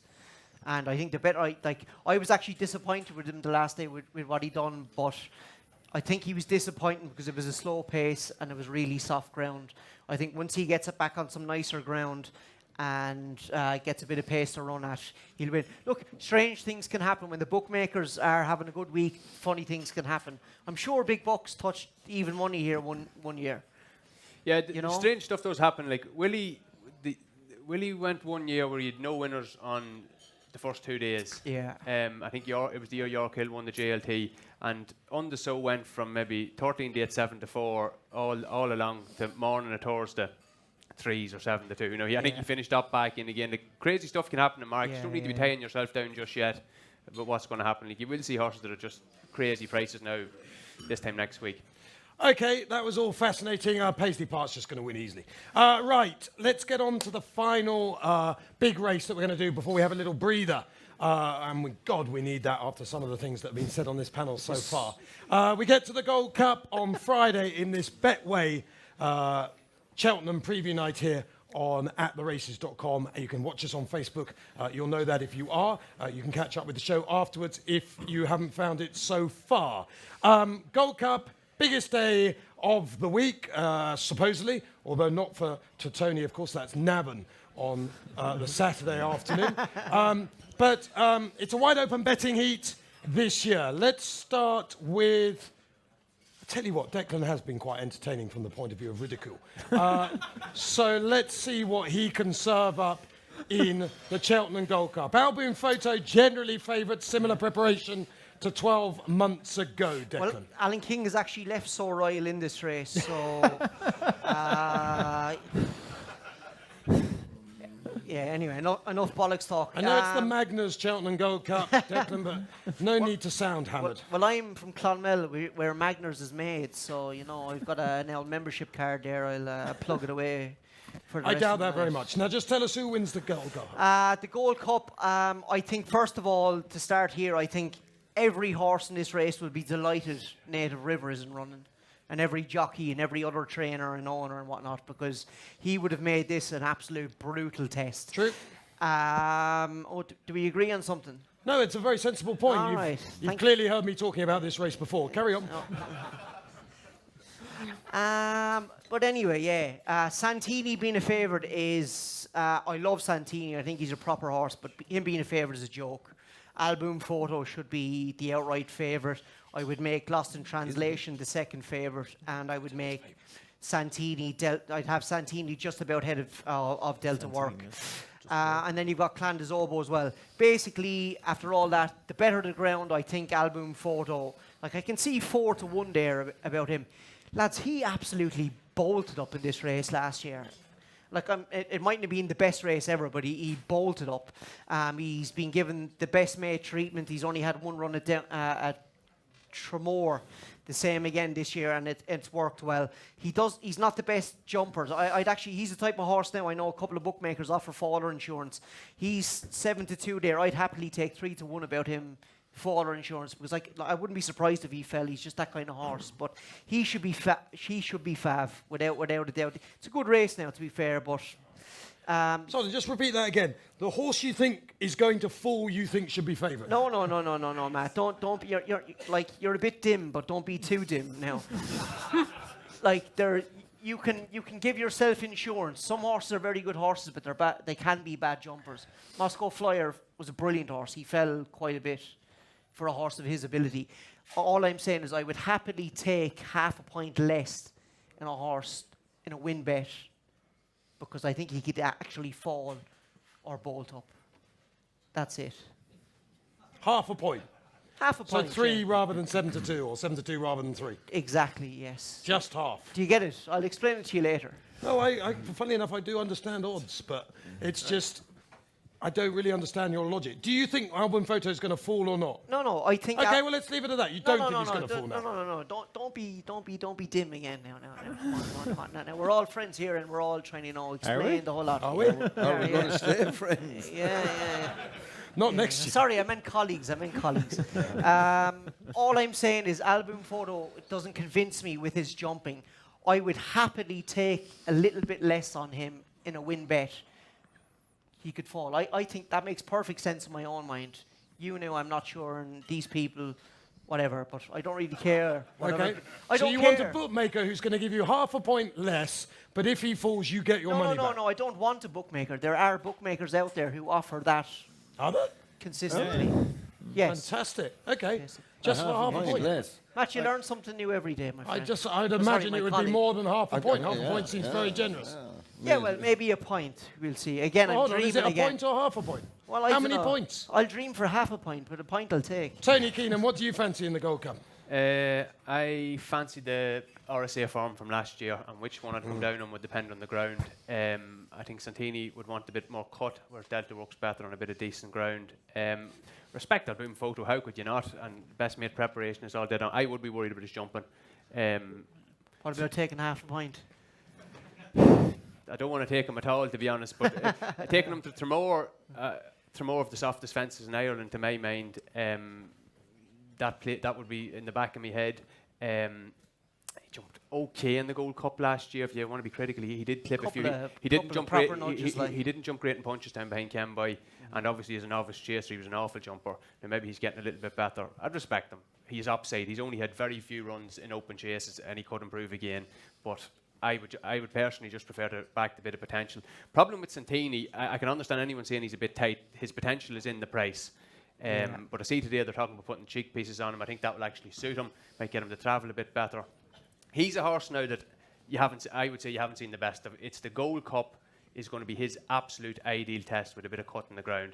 Everything so far, like the RSA last year was a really slowly run race, came a bit of a sprint. Obviously an interrupted prep. I'd like Santini if there was a bit of cut in the ground. And you can't really knock Delta work. He only gets beaten when he's fresh. Tends to need the run. I'd say Gordon's absolutely delighted he got him to Dublin Racing Festival this year. Very strong at the line. You'd be looking at a 5-year-old that was winning upper temps.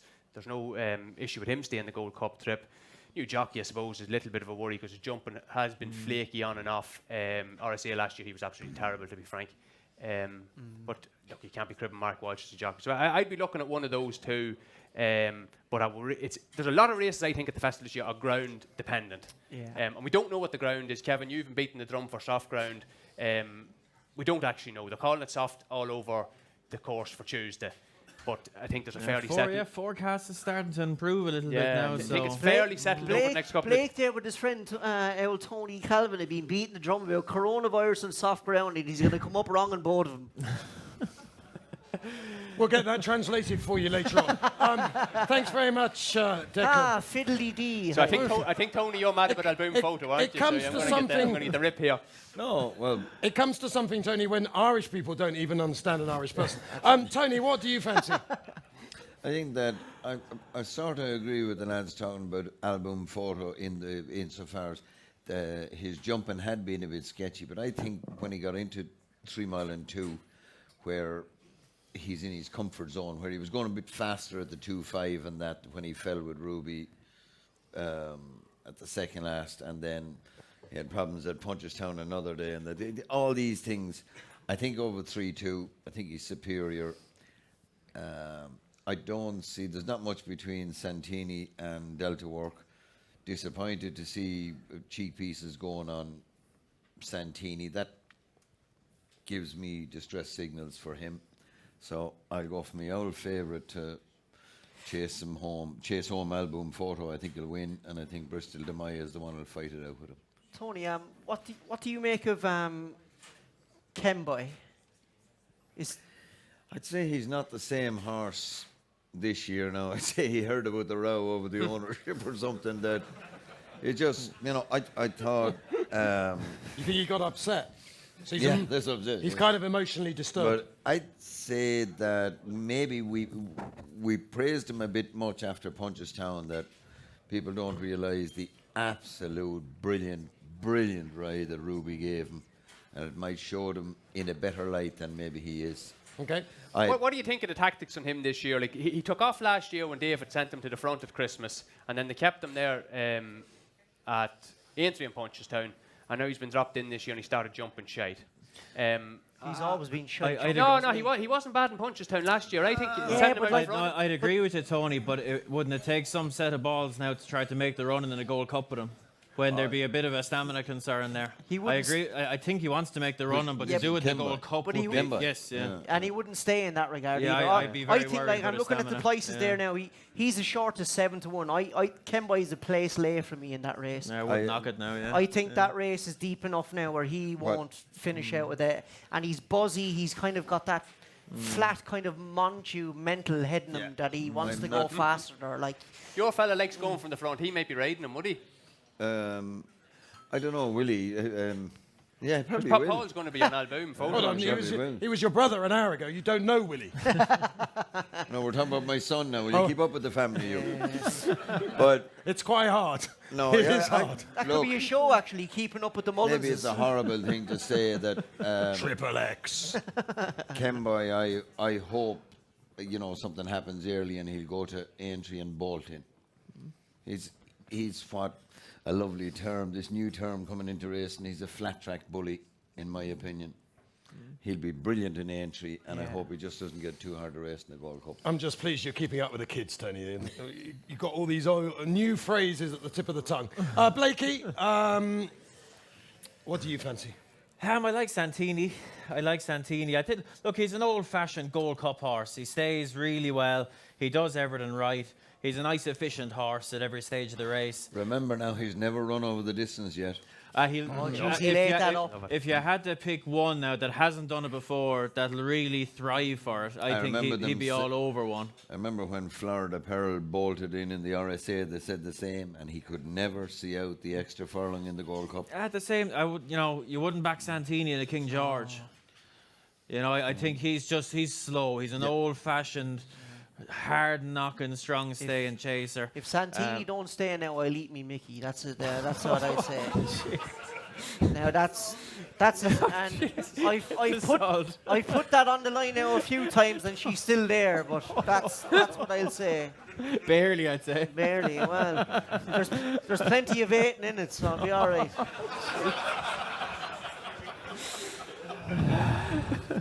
But I did know after a season of reappearance, I wrote at the time that a pair of cheek pieces might do him no harm. But I'm actually a little bit worried that they're using him now because the last day I felt he was much sparkier. He travelled a bit better. He was still a bit behind the bridle at times, but that's just him. I don't mind it if it's just a little bit.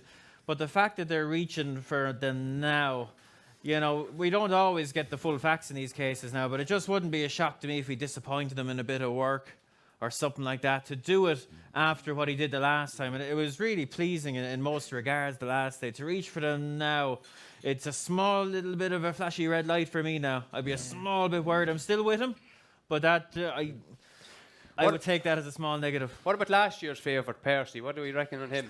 Sure, who knows with Percy? Like, I hate constantly making excuses for horses, and we're looking back. We have to look back 2 years with Percy, and look, you can flash up the video of the RSA there. It would still blow away everyone in the room.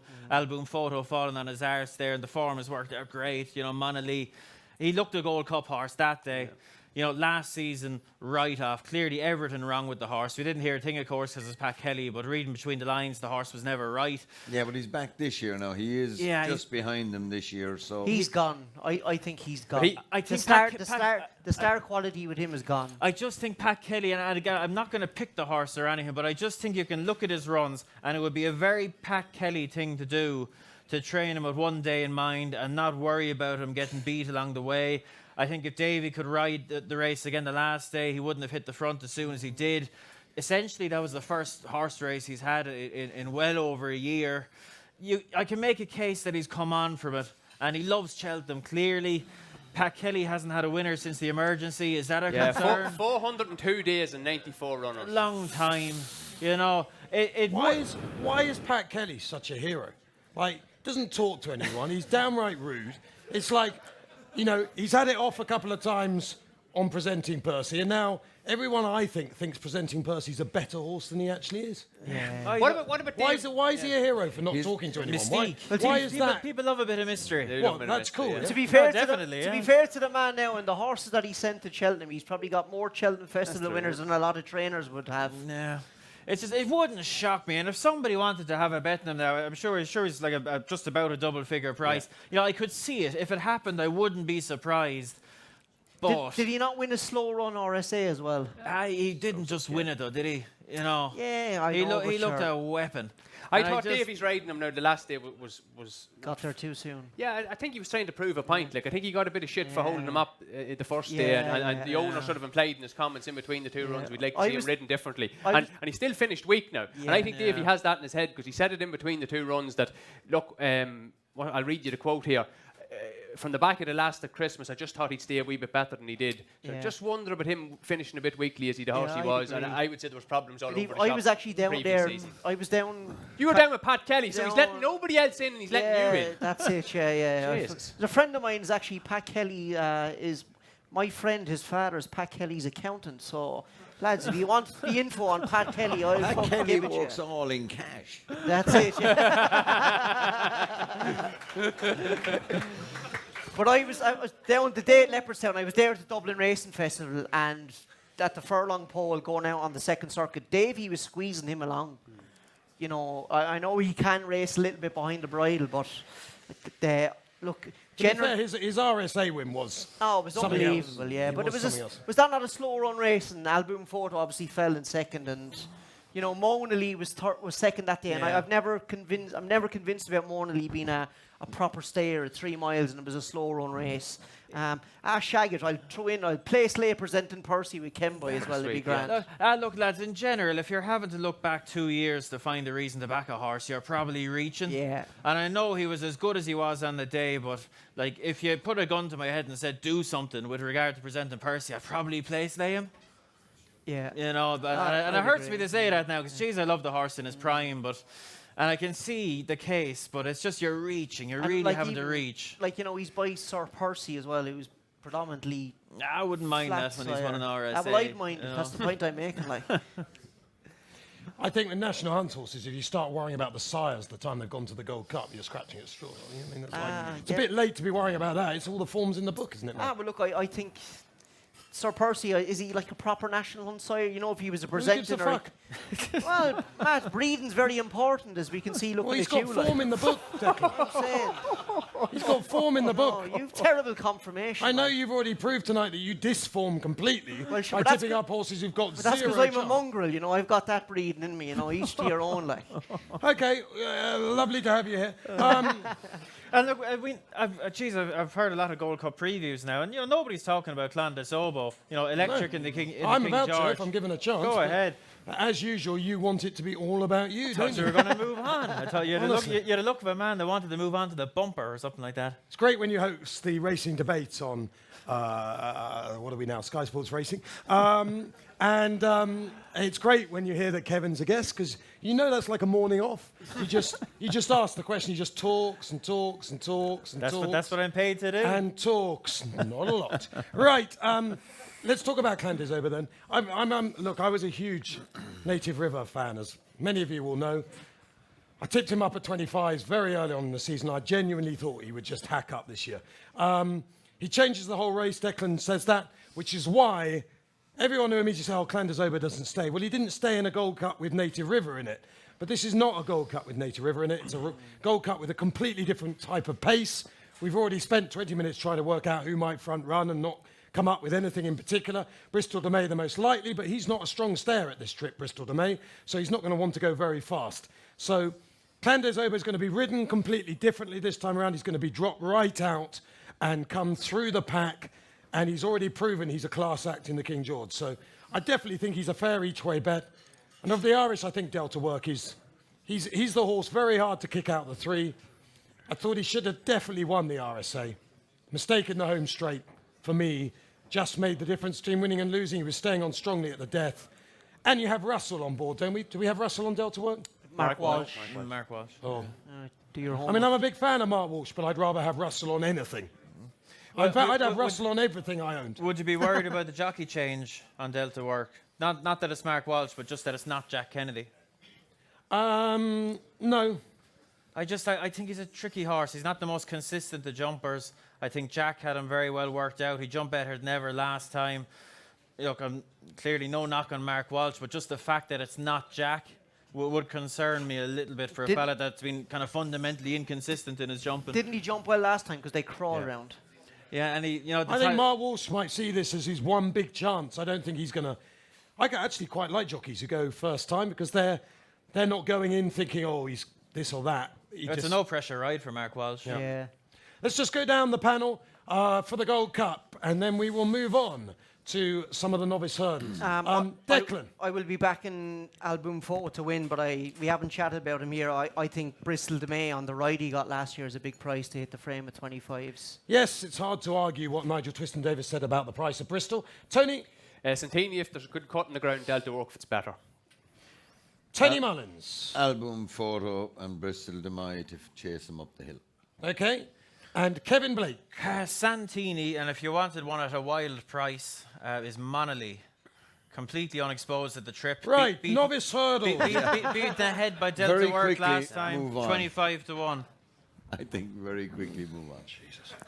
Right. We have the Supreme Novices Hurdle on day one. It's the big roar. It's the race everyone likes to win, and I think it's so important, the race for punters. If you get that one in, whether it's the bank at the meeting or a bigger price, whatever it is, you suddenly feel like God as you go into the Arkle, etc. Many people will bank on Envoy Allen if he goes in there. If he doesn't, many will bank on Shishkin. Let's start with Keenan. I'll go with Asterion for Longe here. I just think the progress this horse has is ridiculous. He fell in a bumper the first day. Does a rare thing with Willie, actually, because Willie usually confines them to the discipline that they're at for the year, keeps them in bumpers, keeps them in hurdles, whatever. But he went over hurdles at Naas, won well, and then he's gone to Dublin Racing Festival, and he's destroyed two horses that are coming into it in peak form. Talk about this thing about them doing it the hard way. You're only doing it the hard way in front if you're going hard. And he actually went really hard and made them all sort of go and was clearing away at the line. Very, very impressed with him. I just did a wee thing here. Horses going, winning a grade 1 when their last run was in a maiden hurdle. Willie Mullins' list of horses that does this is great. Classical Dream, Bacardi's, York Hill, Nichols Canyon, Briar Hill, Boston Bob, Sula Lessa, he wasn't much good, but anyway, Zaid Pure, Michael Dagenham, Hurricane Fly. That's the sort of calibre of horse this horse is sort of in the bracket with. I also think the fact that he was doing it in February when all these... It's all right maybe winning a grade 1 at the start of the season, November, December time, when other horses are just coming out of maiden hurdles. These were season-graded horses. And I think I'm surprised he's not favoured. I know he's heading that way towards B and Fav. And I'd like to see Paul Townend go out and just really take a grip of it and say, come on, the lot of you, like champagne fever, and try and pass me.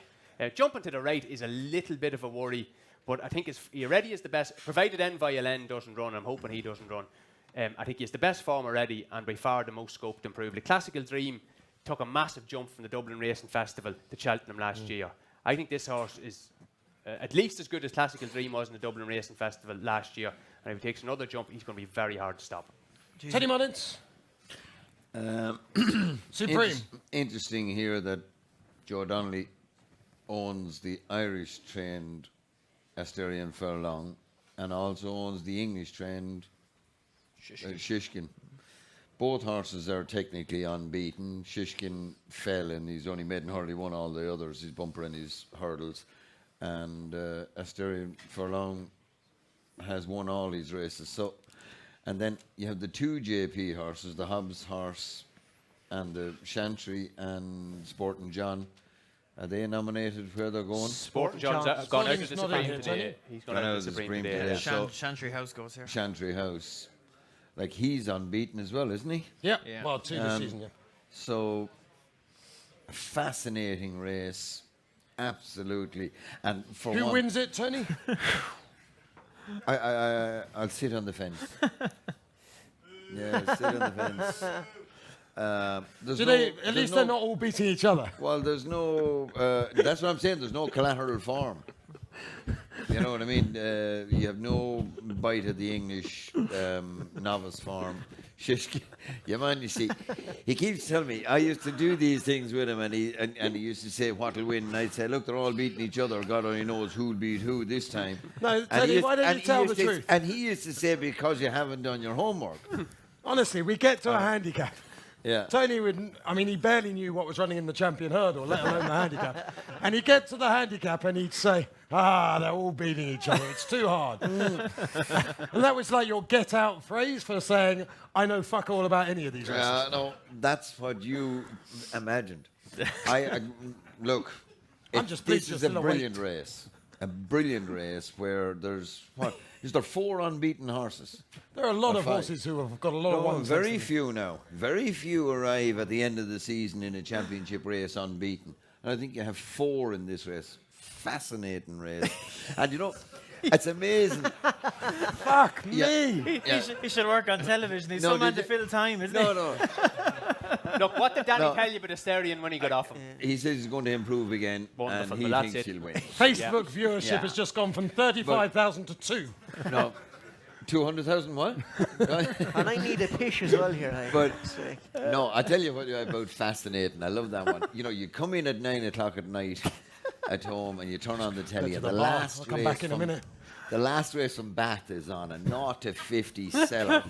The grass is brown because they don't water. And then we go over to at the race, and here's Matt Chapman. A fascinating race. A 0 to 50. What is fascinating about a 0 to 50? Only that who can stay awake until the race is over. I'm looking at the telly during the summer. I'm saying, Matt, will you stop it? You are a dick. Right. I beg Tony to come on this panel, never again. Right. Who hasn't spoken about this race? Yeah, go Kev, on. go on, you have a go. One lad in the losing. third last seat down there's the only lad who hasn't I've lost the spoken will to about it. live. Yeah, I like Chantry House. Really liked him ever since he started off in bumpers. Nicky really minded him last season, pulled him out a few different times when the ground was a bit spicy. And his 2 runs this year have been very good over hurdles. Impressed with him last time. Look, big step up, but athletic jumper of a hurdle. He's a chaser in the making, but he jumps a hurdle more than well enough. And speaking to a fella there in recent days, I liked him anyway, but it pricked my ears a little bit. That seemingly, if you go into Nicky's and talk to some of the senior lads in there, Get in early. Like radar. Yeah, carry on. It seemingly there's a split in opinion in the yard as to which one is the one with Shishkin and this lad. And this lad is triple the price of the other fella. And I just think, he's had a low-key prep. Went to a small novice in Newbury last time. He's just coming in a small bit under the radar. I know his price is shortening a little bit in recent days, and I think he could be a right good. He's certainly going to be a hell of a novice chaser next year. But I could see him running a big one here now. As is the Fiddler on the Roof, who would certainly be my selection in this race. Grade 1 winner already. There aren't many of those in this race. Jump stays, classy, going to get positive ride. I think there's lots of positive about him. Has everyone spoken about this race? No, I haven't. Okay, so we'll move on to the Ballymore. Go on, Declan, then have your say. I'll be brief. I think Fiddler of the Roof is going to need heavy ground to win. Abracadabra, he's clearly a good horse with a big engine. Would be worried about his attitude and his jumping. Envoy Allen probably doesn't run here. The one thing I would say about Asterion Phalange is the day he won at Leopardstown, they had rain overnight. It was breezy the whole day and they watered again that morning. I think the ground that they ran on the Sunday of the Dublin Racing Festival was filth. It was gluey, holding, taxing ground. I think Asterion Phalange is going to need proper soft ground to maybe win here. Plus he jumps out to his right. I try and do my best to steer away from favourites, but I think Shishkin could be maybe, I think he could be filling Altior's boots in a couple of years. Just quickly Yes, say it, and I Ken. probably should have said it at the top. Everyone's assuming Envoy Allen's going to go Ballymore, but speaking to Gordon earlier, I think he's travelling over on Saturday to go walk the track, to see would this fella be declared for Tuesday. The inclination seems to be still to go for the Ballymore, but if he thinks the ground is soft when he walks it, by the sounds of it now, he was not dismissing it. So clearly still odds on to go for the Ballymore, but I just would be wary of making too heavy an assumption that he couldn't switch. I think he scared every bloody good horse off to the Supreme, and it'd be fairly mad now if he went and took them all on. Then I think people are scared of Envoy Allen. If we talk about the Ballymore in a minute, there are 12 horses below 100 to 1 on Betfair in the Ballymore at the minute, and about 6 of them aren't running. It's actually going to cut up into a nutting race. Not a nutting race, but the Supreme is the deeper of the two novice hurdles around that sort of the shorter trips.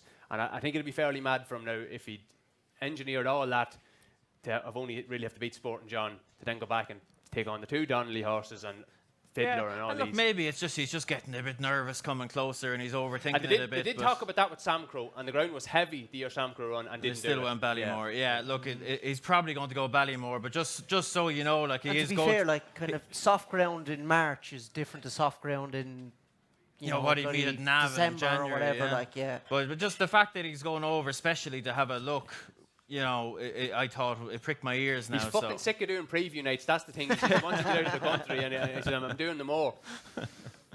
Okay, well, let's get on with the Ballymore quickly. Envoy Allen, we think will go here, don't we, Kev? I'd say almost certainly. I'd say, yeah. Okay. yeah. Tell me, with Envoy Allen, is there a possibility that the horse's price doesn't represent actually what it's achieved this season on the track? In what direction? Well, from the point of view that, I mean, he's won, but he's not super impressive. He doesn't, you know, you're kind of going on his whole reputation and including his bumper form in what he's actually done over hurdles. Yeah, I've been picking at him a bit this season, and I was fairly sure through the season that I'd arrive here to the likes of this and end up opposing him. And you can pick at him a little bit. You know, he's never been in among horses in his life, including his point-to-point. He showed a little bit of a kink down at the start, on his penultimate start. Like I'd say there is a little, they seem to be very careful with him. So there might just be a little tiny thing there. But look, now we're here, we're a week away. Look, he's probably just going to go and win. Like Tony says, in terms of the opposition, it's cut up a little bit behind him. I'm struggling to get really enthusiastic about something against them. They could give him he's got a very similar profile to Sam Crow when he came to this race. They gave Sam Crow a very safety first ride, you know, 3 wide, no cover, and he just won anyway. And I could see something similar panning out here. You know, I think you're right in saying that, you know, we haven't seen a tip-top novice hurdle performance from him this year. Hold on now. What about his annihilation of Darver Star, who you just fancied for the champion hurdle? Yeah, he beat you have him, to make up your and he mind beat now. Abracadabras, but it's not like Yeah, he but beat hold him. on now, he beat Darver He didn't Star. beat him 10 lengths. But Jez, if he didn't, he beat him 9. Oh, he did not. What did he beat him? How do we see? Who's any good? Handful of lengths. It'd 2 be lengths maybe, 1 something and like a that. half and 2.5. He One beat and him a 4. half. He Four beat him lengths 4. in total. Yeah. Like he beat him well. You fancy one horse in the champion hurl, and you don't fancy the other Now, horse. the other and he's fellas, going the lead. other fellas improved. So he's come forward at least another £10 since then. But Since the 8th of December. yeah, or definitely. whatever. Yeah, he was rated 104 a year ago. 1st of December. Yeah, but anyway, we talked about Darver Star, but look, he's probably going to go and win. I wouldn't be making him like a big banker. You know, it's just one of those. I'd love to oppose him if I could find something very solid against them, but I'm just struggling. So I'm not going to oppose him just for the sake of being different. So I'd say he'll go and win the race. By the sounds of it, Tony, you're with as well. Oh yeah, I'd say absolute brilliant horse that everyone is trying to find holes in. He's done it on the flat. He's done it over hurls. He's done it on good ground, bad ground, right-handed, left-handed. He's done everything, all the time. Done it in a point-to-point as well. Point to point. At the start, he's just done He's everything done he's it, been hasn't he? asked. Yeah. He's just done it. What he did in the bumper last year, I thought was unbelievable. I never thought I'd see in my life a horse go 4 wide, no cover all the way and win a champion bumper. I thought that was unbelievable. Well, that's what I'd say. They believed how good he was, that they kept it simple, Expensive, yeah. no problems, out, and he did it. Lads, if we move on to Tony quickly, we've had a result because Declan's done a run. I go quickly. We can leave him out of this race so quick. This Tony. is a weak race now. Like, to me, there's only 2 horses in this to count. I wouldn't have in my mind the big breakaway or the big getaway. Willie's horse was coming from a maiden hurdle with very, very little depth to it. I thought on Christmas, when he was asked to battle, and he made a bad mistake at the last, I thought he threw it in. His head went up in the air. If you catch the head on, I wouldn't trust him in a fight at all. Colin Tizard's horse looks a very good horse, but is coming into this of 2 runs in sort of relatively uncompetitive races and is coming into it off a setback. So to me, to me, the way this is going to go is they might drift, and Sporting John and NVLN are going to tighten up in price. I'd respect Sporting John. I'd say he's actually probably quite a good bet without NVLN. But Jesus Christ, like, NVLN was probably one of the best champion bumper winners of the last decade. I went through his bumper form in Ireland there this afternoon. These are the horses that were in the first 4 or 5. Jason the Militant, Assemble, Midnight Run, One Wild Fred, Well Set Up, Embittered, Beacon Edge, Mount Leinster, Abacadabras, Blue Sari, Time Hill, and Sempo. Jesus Christ, he's beaten 14 or 15, 130 plus novice hurdlers in his bumpers, and he's not a bumper horse. Like, they seem to think he's better than Sam Crow. He's better form coming into it than Sam Crow. He's proven at the track, and he's 6-4. Like, to me, he looks like an odds-on shot. And as I say, I think Gordon has worked this brilliantly. He's scared off all the horses you'd be worried about to the Supreme. And I just think I'd he'll say win. Enviannon's scared off all the horses. Yeah, well, of course, All you the tell others. them he's going here and all this, yeah. Yeah, well, you can tell him what you like. I mean, when they know he's there. I mean, Yeah. he's a class horse. Okay. Declan, unfortunately, is back, so we'll just have time to get his view on this race. Just glad they turned off his microphone when he went into the jacks.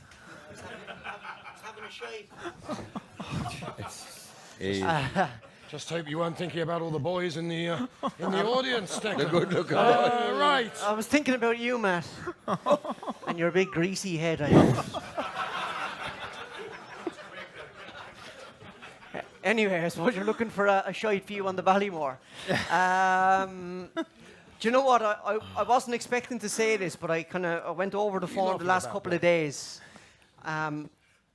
Sporting John, I think, was going to give Envoy Allen a serious race here. His performance the last day at Ascot on the clock was phenomenal. Why is it that a lot of these English horses coming into the novice hurdles, it's just the way the calendar's set up. They never seem to run in graded races.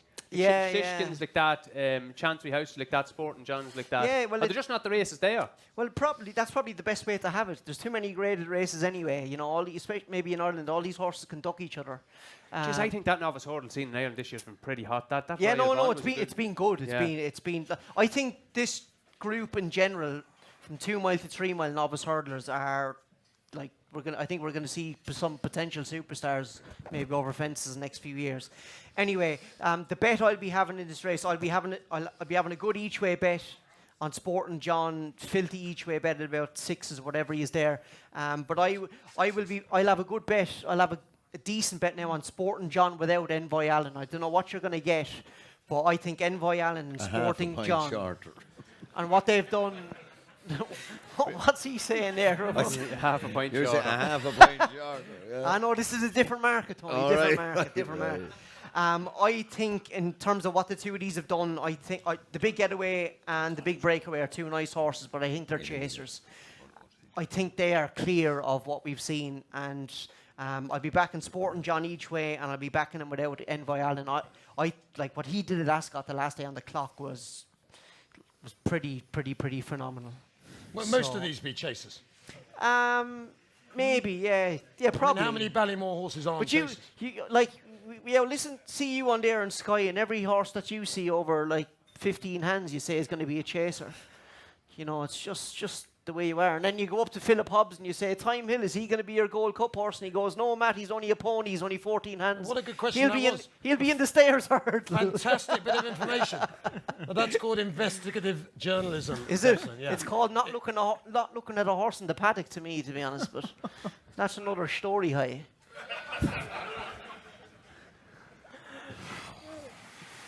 Now, take Don't worry, I have things up my sleeve.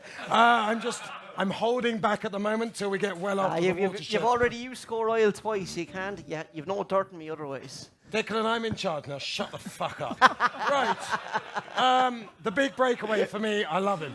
I think he might well be a chaser in the making, but as I've just said, and I think history dictates, horses that win chases can win the Ballymore.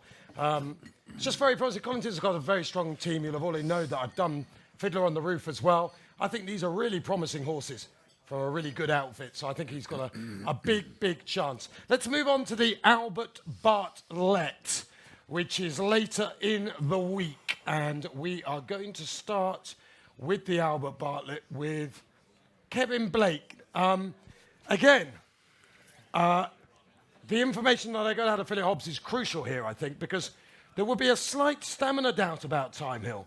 But just the fact that they're talking about the Stairs hurdle rules out that stamina doubt for me straight away, Kev. So just perfect Johnson horse. Chucks it every hurdle. It responds to the shillelagh, got a really good attitude, and got top-class bumper form, and was always going to be a better hurdler than bumper horse, I think. So. Yeah, no, I'm pretty much with you there. Liked him all season. Don't think the races that he's running have necessarily suited him. I think he's a horse that wants a real slog. And as we know, the Albert Bartlett generally turns into one of those. Bumper form is in the book. You know, as Tony mentioned, that champion bumper form is working out fairly electric. And look, he's 9-2.5, I know, but he's absolutely rock solid, isn't he? Proven at the track. What's not to like about him? Yeah. No, I like Time Hill. He's a decent enough price. Pick them each way if you want. Tony, I see you're just looking up the race. Yeah, to see the runners. That's what I meant. Latest exhibition, he has the age, he has the class. He's won a Grade 1. He's beat the unbeatable Andy Dufresne. He's done everything. Or as Kevin Blake calls him, Andy Dufresne. Andy Dufresne. But he's a class horse. I'll be hoping he'll win for Brian Cooper and Paul Nolan and Jim Good fun, Myrna Paul and all. Nolan, isn't he? Good fun, Paul. I like him. He's the only man in Ireland more orange than me, actually. I like him. he's good old lad. It's good fun, Nolan, as well, on a night out. Oh. He's made a big impression on you, by the sounds of it. Big breakaway. Right. Keenan.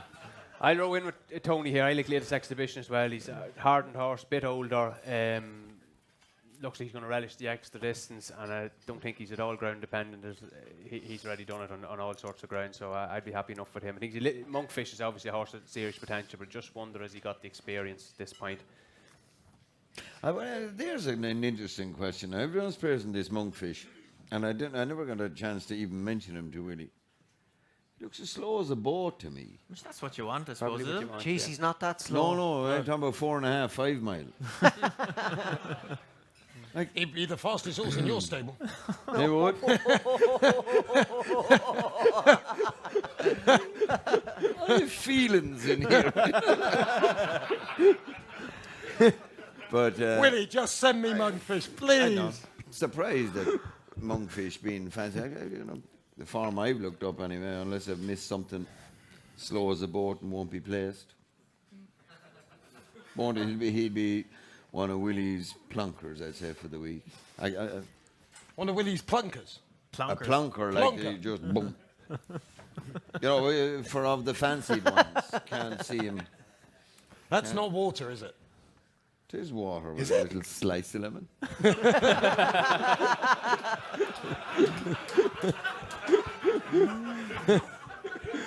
Oh, God. Still got a good half an hour to go. Right. Tony? Done. Declan. Look, I think this is one of the best Albert Bartletts we've had now in a long, long time. There's some good horses in here, and it's full of depth as well. Look, there's a lot of those horses there to the front of the market. I'm a big fan of. If you want a horse to run well at a big each way price, I'll put up Cobbler's Way of Henry de Bromhead's. I think the better the ground, the better his chance. He loves jumping. If you go back and watch his videos, you can actually see him accelerating into hurdles. Like, he loves the game. He's a proper stayer as well. This was the race last year where Rachel Blackmore and Henry de Bromhead won the race 50-1. Rachel's first Grade 1 winner to be. I'm hoping they'll do the trick again. Cobbler's Way, he's just got better and better and better with every run this year. And as the Gigginstown horses are, they buy those big chasing types. They'll get better with time. I'm hoping he can take another step forward. Okay, thanks, Declan. Everyone's done that race, haven't they? Did I leave anyone out? Good. Triumph. Triumph is looking quite a fascinating race this time around, actually. Quite looking forward to the Triumph. They messed the Triumph up by introducing the Fred Winter. No, you're so wrong, because look at the race since. You had every ass, winning it for the last 30 years. Now, in the last couple of years, you have Defi de Sol, Our Connor. What won it last year? Pentland Hills. Pentland Hills. Pentland Hills. You know, I mean, these are good horses. Look up the horses before the Fred Winter. Tiger Roll. You know, all these good horses are winning it. Before the Fred Winter was invented, it was a heap of, you know, horses that were never heard of again. But it was a mad old race, big massive field, That's what I'm saying. loads of rubbish in there. Now it's a proper race where a good horse can get through and win it. You know, the horses that won it before the Fred Winter was invented couldn't go on to do anything, and now they're real class horses going on and proving it later in life. So I definitely disagree that you say that they ruined it. I think they upped the competition. They downed the big cavalry charge of 30 runners down to the first, but they improved the standard of the race. Would you agree, Kevin? No, 100%. Yeah, definitely. And now we stripped have out all the old the muck. strip the fat off. Yeah. And we have the banker of the week here. Oh, yeah. Absolute certainty. Can't think of his name now. Goshen. Jesus. Certainly. If you look up this horse now, Matt wouldn't have looked up this anyway, but maybe you might have been in Bath and Nottingham and those places when you look up his last 6 runs. His last 3 runs on the flat, he won by 7 lengths, 9 lengths, and 11 lengths. And his 3 runs over hurdles against classy horses, he's won, I think, 11 lengths, 31 lengths, and 22 lengths. He hasn't come off the bridle in 6 runs. Nothing has got near him. Jeez, he's come off a straight line. He's come off a straight line. So, I mean, can you believe how good he is that he can run around like the Benny Hill show and still beat everything 20 lengths? Do you know what I mean? He when he ran all over the place coming up Sandown, the second horse was the horse that went up to Musselburgh and won the listed hurl. When he won half the track in Ascot, the second horse, Nardano, the chestnut horse with the white face, came out and pulverised an all-age field by 15 lengths the next day in Ascot again. And the day Nordano won, sorry to cut across you, Tony, that was the day Sporting John absolutely minced his time.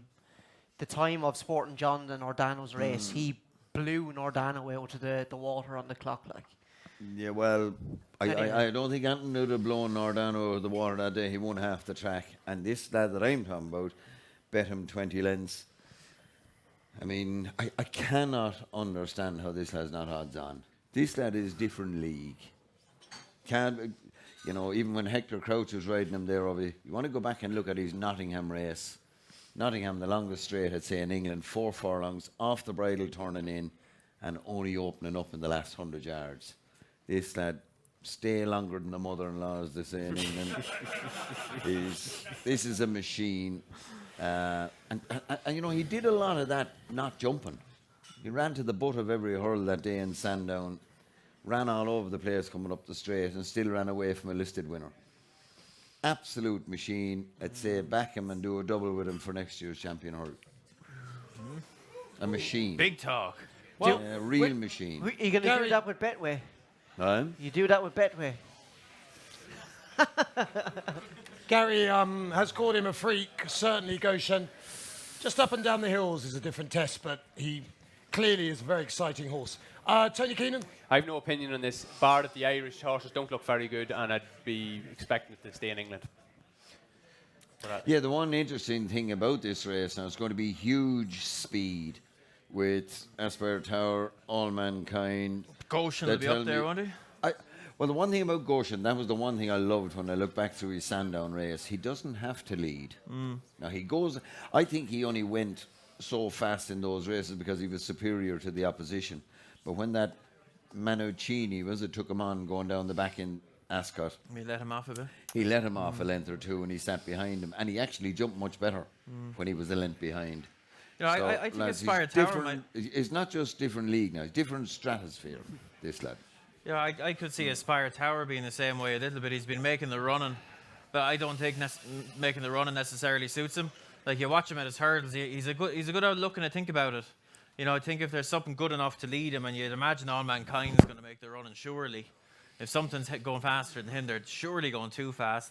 And I'd say that would suit Aspire Tower. And sure, look, I know you don't want to be going into a Triumph Hurdle off the back of a fall now, but I'd still be inclined to give him a chance.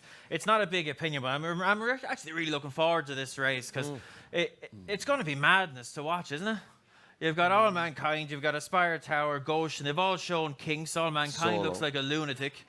You know, it's like putting 3 lads out of an asylum into an old small room there and just watching what happens. You just don't know what's going to happen. Maybe nothing will happen. Maybe they'll all kill each other. Who knows? Okay. I have no idea. It could be class. Amazing one between the Nichols horses that Solo has a huge reputation off the back of one run. Now, his French runs are not too bad. But his other horse that he bought out of Eddie Harty's, Sir Psycho, Yeah. I reckon he's better than Solo. Yeah, Solo's the bit of the hype horse, isn't he? And he impressed me in what he did. It's been interesting to see since a few of the likes of Simon Rowlands and the Times boys have really been knocking and not just questioning now, giving him a right knock based on the time. So you have to take that into account as well. I'm a bit amazed that Nichols suddenly loved him after the race and didn't seem to feel the love as much before the race. So there was plenty of talk about him now, to be fair. He was worrying that he mightn't have acclimatised fast enough to do something like what he did. right. To be fair, I think as well, like kind of Anyway, it doesn't matter because the lads your man's knocking gonna be- Solo, I think they were knocking him in the context of the 157 the British handicappers gave him, Yeah, which was an absolutely insane rating. yeah, sure, you know That yourself. Cheltenham race was poor. Yeah, it turned into Fujimoto a, Flower should be in the Priory, and that was the market rival. Ran terribly, and you wonder. I don't know about you, but when trainers go crazy about a horse, particularly a trainer like Nichols, I always think, why? Why is he going so mad about this horse? You know, this is a horse who's won a tiny little race at Kempton, where the second favourite. No, hold on now. The Adonis is not a tiny little race. For a big trainer, it horse- is. hold Tony, on not now. for you, maybe, but for a trainer the size of Paul Nichols' yard. Hold on now. To be fair to Hold on Nichols now. now- The Adonis is a graded race, and the horse he beat won her maiden hurl by 34 lengths or But something below she's Killarney. mad. Then she won a grade She's 2 mad. in France She's mad. and came back to there. But she's mad. Right. She was crazy You're going down. mad, and we all have to listen to you. Not anymore. You've got Netflix now. But anyway, I think to myself, why is he going mad? And then it sort of slowly comes out that this horse costs nearly £750,000, and your trainer's hardly going to say it's nothing after it's won the Adonis, whether you think that's a big race or not. And I think it's all hype about this horse. They have to justify the price of it, all that kind of stuff. I just don't think it should be anywhere. How can you possibly say this is masterminded after it's just won the Adonis? well, no, he didn't. He didn't say that. He did. No, he didn't. He tried didn't. to. No, he didn't. He did. He said physically he reminds him of masterminded. See, that's the problem with you, Matt, in the media. You don't listen, for fuck's sake. Do you not write for a website, no? I do, Declan, yeah. do you work in the media? If you think I'm a journalist, for fuck's sake, we're all fucked. Out of interest, what the fuck are you? I don't know. I'm a Why are you even here? I am the head stone picker in Ballydoyle. I think they thought they'd book Henry Rix, who was price-wise about 15 years Well, ago. that's my father. He hasn't called my mother in years, for fuck's sake. I'd be surprised if you know who your father is. Right. Anyway. Tony, we won't get on to you about that kind of thing. Right. Has anyone not spoken about the Triumph? Sure. Me, actually. I think Goshen's a good thing. So let's just quickly go down again in case anyone on Facebook has lost track or gone to sleep. Declan? I think Goshen could be an absolute Goshen, Tony? machine. No, man. Now, hold on now. You've talked about it for 10 minutes. No. But going left-handed is a massive potential problem. I think he might run a good race here, maybe finish second or third and go to Punchestown and absolutely shit up. But if you're looking for a bet at the moment, Solo. I'll stick up one of your favs. Just because you're used to going right-handed. No, that's wrong. Tony? Not an Irish horse, no view bar that. Yeah. The British are definitely better than the Irish here, by the way. Comfortably. I won't put me Mickey on the line again, but Have you two Mickeys? they are better. Well, she's as big as two. The strangest thing about that is you sound surprised. Tony, come back to us. Oh, gosh. Come back. No. I'm just moving on. I hate people like you that's always in reverse. I'm moving on. Goshen has won. Make the most of it, He's because there won't be many years to move on. So enjoy it while you can. Goshen wins a minute. Won't come off the bridle. Aspire Tower. Okay, Aspire Tower. Tony loves that. We've got to still do the novice chasers as well. Let's have a quickly go back to day one and the Arkle. We've all hopefully won the Supreme. And then we go with the Arkle, which looks wide open. I'll give you my hope very quickly. I think Brewing Up a Storm has a great each-way chance. Good fourth in the novice hurdle 12 months ago. Champ was second. The form has a solid look to it. I think Brewing Up a Storm with Johnson flailing away, very good each way. But we have 4 Irishmen who are sure to tip up probably 4 Irish horses. Kevin Blake. I like Brewing Up a Storm. Mate. Oh. There Will you become go. good eventually. I'll see you later. Isn't it horrible when there's someone who actually knows you in the audience? Carry on. Yeah, for much the reasons that you've said, I really liked him last season as a novice hurdler. Very much bred to be a chaser, looks like a chaser. Has been a little bit forgotten in the last couple of months because we haven't seen him. He was out early, won at Carlisle, won at Taunton. The form has actually worked out quite well in his absence. I like the improvement he showed from first start to second in terms of his jumping. And I think just a fast run 2 miles will play to his strengths. I wouldn't worry about the absence since November. He did have a small little setback soon after his last run, but Ollie Murphy said he could have run him, a couple of weeks ago, but he made a conscious decision to go there straight. And yeah, Brewing Up a Storm. I think he's shortening up a little bit in the last week or so, but I still think he's maybe a shade underestimated. Okay, Declan Rix. I suppose the real question we should be asking Kevin Blake here is, where does Facker do the rerun?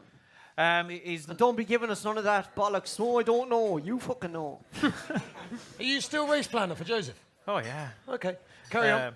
Yeah, he's long odds on to go for the Arkle, I'd say. But And what happens now, just say, for argument's sake, the weather changed a bit and we kind of say got good to soft ground, or does the ground matter? it does matter. The softer the better. You'd rather run him over a fast run 2 miles, I think. But you always have to remember when you're dealing with horses and JPs, this isn't just a Joseph decision. This is a JP decision, other irons in the fire and all that. But look, if you ask me to price it, he's 5s on to go for the Arkle, I'd say. There's not much point in having a race planner if JP decides, is there? Well, you got to look after the rest of them. He's only one owner. Okay. And sorry, Matt, could I just ask Kevin one more question? You can, Declan, but what make do you it make quick. of the kind of weight for age scale? It's been sliding, obviously, since he met Notebook last. Yeah, he's much worse off. It reduces by a pound twice as fast in the UK as in Ireland, so he's quite a bit worse off. He'll be off levels with him on Tuesday if he runs. But look, such is life. We can't control that. It's Cheltenham. You'd rather run him in Ireland. If that race was run in Ireland, for argument's sake, he'd still be getting £3 off him. But look, such is life. So just for you, would that be positive, negative, Sure, middle? of course it's a negative because it is what it is. But like you say, you can't control it. What's the reason for him reversing form with Notebook, do you reckon? Never mind the revised weights. Yeah, I think everyone was very sickened with the run the last day. Look, everyone knows, looking at Fakir do the read, the 2 things that he does really well. He can go a gallop, he's an electric jumper, and he stays 2 miles very strongly. The thought at the time going into the race was there was Notebook and there was one other that were really capable of going a gallop. Jingle. That was the one. Yeah. And the thought was, you don't necessarily want to burst Fakir by going out of your way to go too quick just for the sake of leading. So the thought was follow him. Notebook at that time had shown a tendency to go out to his right. So there was a thought there, follow Notebook. And his jumping right might present you with the ideal opportunity to zip at some stage. If you watch the race back, that opportunity did present itself at the second last. But Fakir just wasn't quite quick enough to go and take it on the day. Door got closed, had to come around, gave up first run to Notebook. It was a sickener. There was a thought behind what happened. But if you're meeting him again, I'd say it would be at the forefront of everyone's thoughts to not give up first run again. And do you think he could be as not good another over question. 2.5? Sorry, Matt. Well, you're fucking shite, you- so I'm going to can't ask the you ask- proper questions here. Can't you ask? And Kevin, do you think he'd Can't be you ask good? him these questions in private later? Well, no. We're not helping us. We're here to kind of try and help everyone, and I need help All I myself, wanted to was be honest. all I wanted was your selection, Declan. My selection would be Notebook. I know there's going to be a lot of chat in this race about there's lots of pace on and blah, blah, blah, but everyone will try and look for a hold-up horse who's 10 pounds rated inferior, but in my opinion, when the horses are run that strongly, class comes to the fore, and he is the best horse in the race. Tony, I imagine you will hopefully disagree totally about Notebook, won't you? Oh yeah, I wouldn't have Notebook at all. I think he's a tramp. Well, he proved it in Leopardstown. He's a talented tramp. He came out of the parade ring and he winged down and brilliantly handled by Rachel Blackmore got him back. So not even would Bryony Frost change your opinion, or is it? I doubt it. She would get it back. The way Rachel got him back and gave him a brilliant ride to win. That's actually the following day in the Arkle. But at Christmas, I'm intrigued with what Kevin has said about ye had assessed and all. Would you tie down a jockey with all those plans and thoughts that you had? Not at all. She wanted an A4 page up between his ears with all the things you said. If a jockey is tied down like that, it's oh man. It's not about tying him down. It's making him aware of what might happen in front of him. You know, it's useful to know that the likely leader has a tendency to jump out to his right. Because the last thing, don't we all shout at the telly when we see a jockey getting on the outside of a horse like that, and they start jumping right and taking him with you? That for me is a disaster. And if you can help avoid the possibility of something like that happening by having it in their head beforehand, in this case it clearly didn't work out. But for me, you So hold on, can I just, Kev? So are you saying it's a bit like saying to the jockey, "There's a fence at the top of the hill, Tony. Just get her over it"? No, it's nothing like that at all. But like I mean, these jockeys like Barry Geraghty, Mark Walsh, and these. I mean, to me, overload them with all this. If they were stupid enough not to know this, they shouldn't be employed in the first place. Gee, someone should have told Barry Geraghty you have to turn right after the last on Champ the other day. I'll go away and say it to his face, Blake, will you? With Champ. Yeah. I already nearly ran out of the run in. To be fair, he would now because he no longer wears the trousers. So. I'm intrigued more with it than disappointed. I don't care. Anyway, you don't like Notebook, Tony. Who do you like? No, but like I'm hoping Cashback is an improver. Fakir Dadari is the best horse in the race. Tony? I'm horrified at Tony calling Notebook a tramp. Jesus, I think this horse is a right bet now at 5-2 or whatever. No, shouldn't have called him a tramp. He's a good horse, but he's not for me. He's basically pissed in every important Irish race. Like Footpad was winning those 2 Grade 1s, and he was going off, 5-4 in this, and this lad's 11-4. I have a different view on Fakir now. I think if Fakir gives Notebook a lead, Notebook will beat him further. I think this lad was in front too soon at Christmas. I think he's idle as hell. You want to see the ears pricking on him. I think he Cashback, they could have raced the Braid last day and he wouldn't have by him. Because that's the type of horse that he is. And I think what's happened with Notebook is that what's after coming into the thing, and I can understand with people, they're worrying about him losing the plot beforehand. Like, he's not that horse of Michael Jarvis is there. Do you remember the old horse way back, Rackty? You couldn't, he was an absolute mentalist. Yeah. Like, he did it the last day. He hasn't done it before. Why did he get stuffed last year in Cheltenham? That's another point. Oh, he's a different horse now. He's Why? totally different. I'm only asking. My answer to that would be that Hemeni Henry, the Bromhead horses, are just much better chasers. The chap is the best trainer in Ireland anyway of a 2-mile chaser in my mind. He's just brilliant trainer with them. They're now wise that I think that's been overrated a bit. Now, if you want to wait and see how does he go down to the start, and hopefully they're covering this properly on TV and take 9-4, 2-1, fair enough. But I think that's been totally overplayed. Right, what's your comment on his carry on after leaving the parade ring in Leopardstown the last day? He still won and won well. But I didn't ask you that. You see, but wouldn't you be as my boy Declan said here, listen. It wouldn't concern me. It wouldn't concern you? No. There's enough in the price. That's grand. There's enough in the price with his form. I'd be more looking at his form than the little thing that he had the last day. And Henry, they're talking about putting earplugs in. You would hope that they're wise that. But as I say, you can wait and watch. Have your bet late. Tony, we've still got a few more races to go through. So just cutting back the Arkle to just who we fancy. Let's go down because we're all a bit confused now with who wants what. Notebook for me. Notebook. Notebook. Not Fakir. Notebook. Yeah, not Notebook. Fakir Dadari. Fakir for you. Brewing up a storm. Brewing up a storm. Let's move on to the Marsh I can make this very simple. I think the biggest roar of the week will happen here when Fahim wins. I've said my bit. For fuck's sake! Jesus Christ! 12-year-olds winning grade 1s at Cheltenham. Will you stop, will you? For fuck's sake.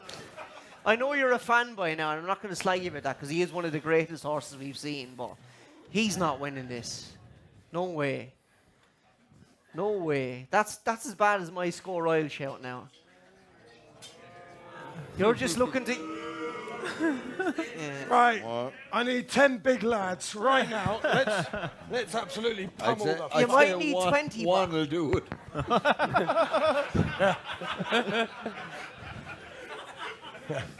Try not to pick one he's had before. Right. So Fahim wins. Kevin, who wins? I'm struggling to have a big opinion. I'd say move on. Nothing worth saying about this race, to be honest. Okay.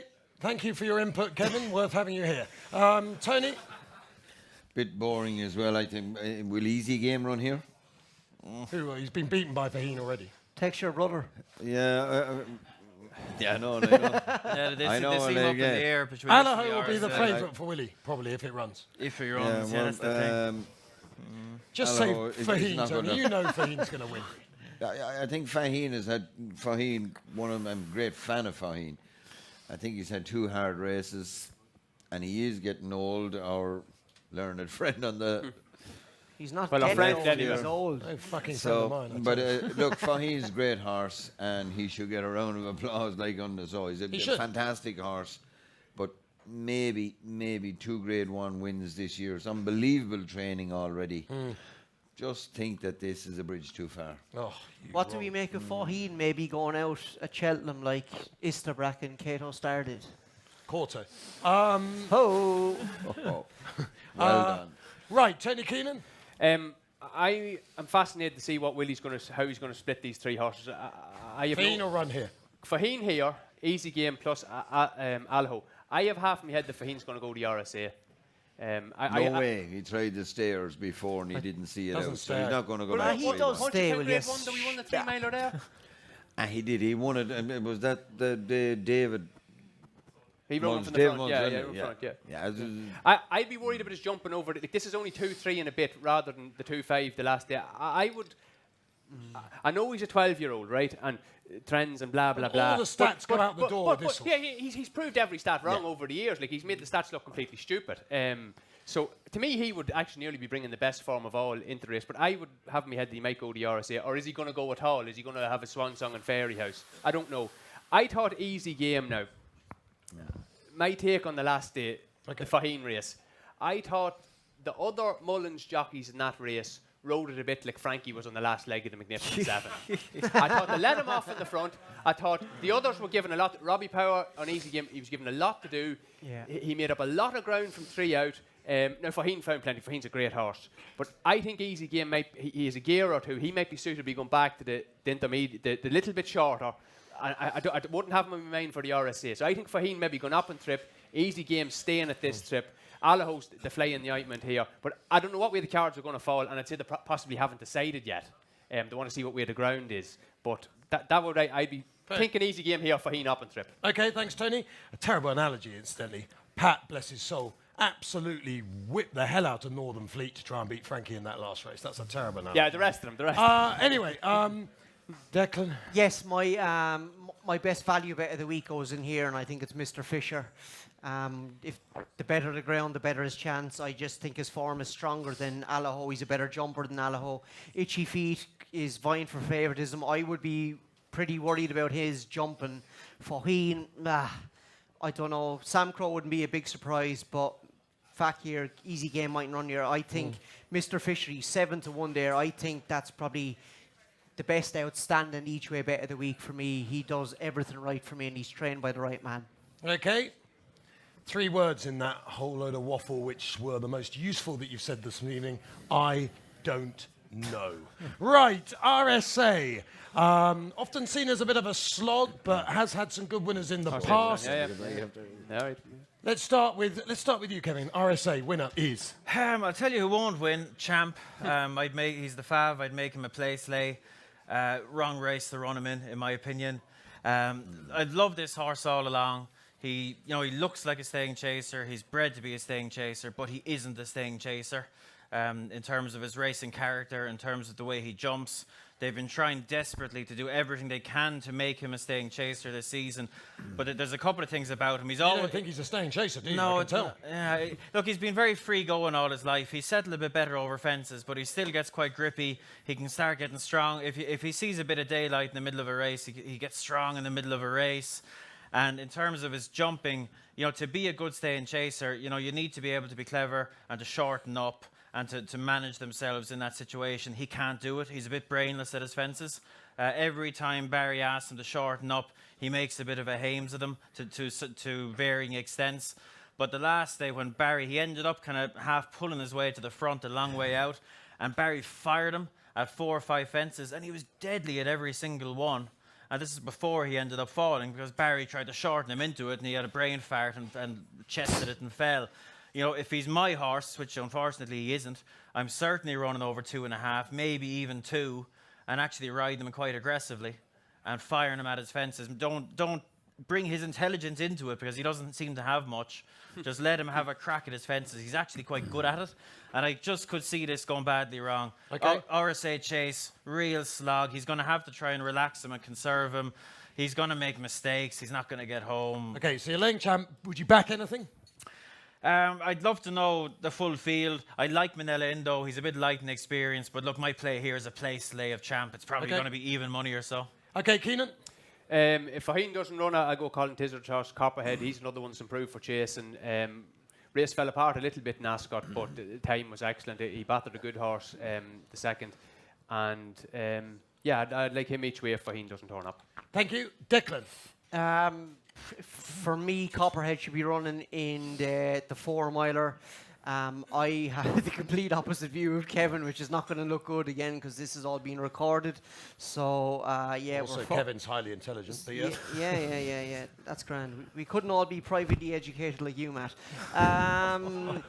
I think Champ, he's going to need a good ride from Geraghty, but I think Geraghty is going to... The horse that he will have learned last day, he's going to need a bit of hunting around. I think Geraghty should ride him with confidence because I think he's the best horse in the race. He's got the most upside in the race. He's by King's Theatre. He's out of a mare who's related to Cornish Rebel, who I think won over 3.5 miles. He's out of a definite article mare that's a half-sister to Best Mate. Yeah, there you go. Yeah, that is screaming stamina. Blake is talking some shite there on about the marsh. Will you stop? This horse, to me, at 100-30, I would back him now because ground doesn't matter to him. The race is going to cut up. He's going to need a good ride from Geraghty. He's going to need to be hunted around in some places. But Geraghty should ride him like he's the best horse in the race, produce him coming into the straight, pop the second last, pop the last, slap it a whip and away he goes. Champ for you, Declan. Tony? Yes. Yeah, I'm a bit surprised at Kevin here with his... Analysis? Not from Champ. I think Champ is a seriously good horse that just got a bit mixed up with the second last in Cheltenham the last day. And other than that, he hasn't come off the bridle over fences. And I'm expecting him to be what his name suggests. Okay, Champ for Tony. I actually like Copperhead each way. I just like the fact he stays and jumps and it will cut up. So he looks to have a very good each way chance. It will be Copperhead for me. We're just going to have a quick word on the National Hunt Chase. Kevin, I'm just going to come to you a little bit on this because there's a strong favourite here from Mullins and you don't like it. Yeah, carefully selected. I'll be play slayed. He's a play slay of him is the situation here again. Look, he's 3 from 3 over fences. This is cutting up into a shocking National Hunt Chase. Really bad. He's the best horse in it. But for me, despite being 3 for 3 over fences, doesn't look a natural to me over a fence. Highly inconsistent in how he goes about it. He's long, he's short, he's messy, he's left, he's chancy. Patrick is going to have his work cut out now to jump 23 fences in the National Hunt Chase without some sort of a calamity unfolding. So that's the concern. I'm not doubting his ability. I just, his jumping is a big concern for me. Okay. I feel a little bit of restlessness coming in the hall here. If you're watching on Facebook, the audience just getting a bit tetchy. So they've all back carefully selected. We're going to wrap this along a little bit. Anyone got a strong opinion on the National Hunt Chase they'd like to give? I mean, Tony, just come to you quickly. Has Willie said this thing is going to win? No, he hasn't. What a crap But I just brother. say I would agree with Kevin, but he has the best trainer, he is the best horse, and he has by far the best jockey in these amateur races. So he has these problems that Kevin is saying, and seems to be watching everyone's business, only his own. But I think Patrick will overcome that with him, and he should win. Okay. So those are the main sort of grade ones, etc. Obviously, National Hunt Chase, not a grade one, but the main grade ones that we've gone through. We're just going to go down the panel and just look at any other races for the next 10 minutes or so, and then we will be wrapping up here on the Betway sponsored At the Races Cheltenham Preview Night 2020. Thank you to Betway for their kind sponsorship. Also sponsors of the Queen Mother Champion Chase. That's Betway, is it? Betway? That's Betway, yeah, they're up here, look. B-E-T. He's learning, he's learning. He's getting it. That's them there on the Yeah, back. it's up there, up there. Betway. Black and white, Betway. Yeah. Yeah. They sponsored the Champion Chase. I tell you what, Great crowd, yeah. they'll be fucking back next year, I tell you that much. We'll sponsor that again, lads. Right. Who might be interesting? Oh, jeez, we're struggling. Right, let's start with you. Tony Keenan, what Right. can you give us I'll go three. with the I'll rest give- of the races? I'll give- Anything else? I'll give you 3 horses. First horse I like is in the Mayor's Novice Hurdle, Concertista. Second in it last year. Came off an awful long absence. Willie's brilliant, obviously, off a break, but it's one thing winning a Torless maiden hurdle off a break, another thing to be stepping into Cheltenham and get race fit horses. I think Danny was on that, was he? Yeah, just might have got there a little bit too soon. Massive field. I thought she ran an absolute stormer. She's qualified again this year because she hasn't won since. I suppose you can knock her a little bit on that, but I don't think heavy ground at the start of the season would have suited her, and the stable were a bit quiet, but she came right back to form the last day at the Dublin Racing Festival. Again, I thought she made her move in the hot part of the race from 3 out, got there a little bit too soon over 2-2, cutting back to 2 here will suit. She's like 12-1, and I believe she's going for the race despite having the handicap entries. I'd give her a right chance. I don't think there's a Lorena in this or a Limini or anything like that. I think they're all of a level. Henry's horse, Manella Melody, would obviously have a chance, but I think she might want a little bit further.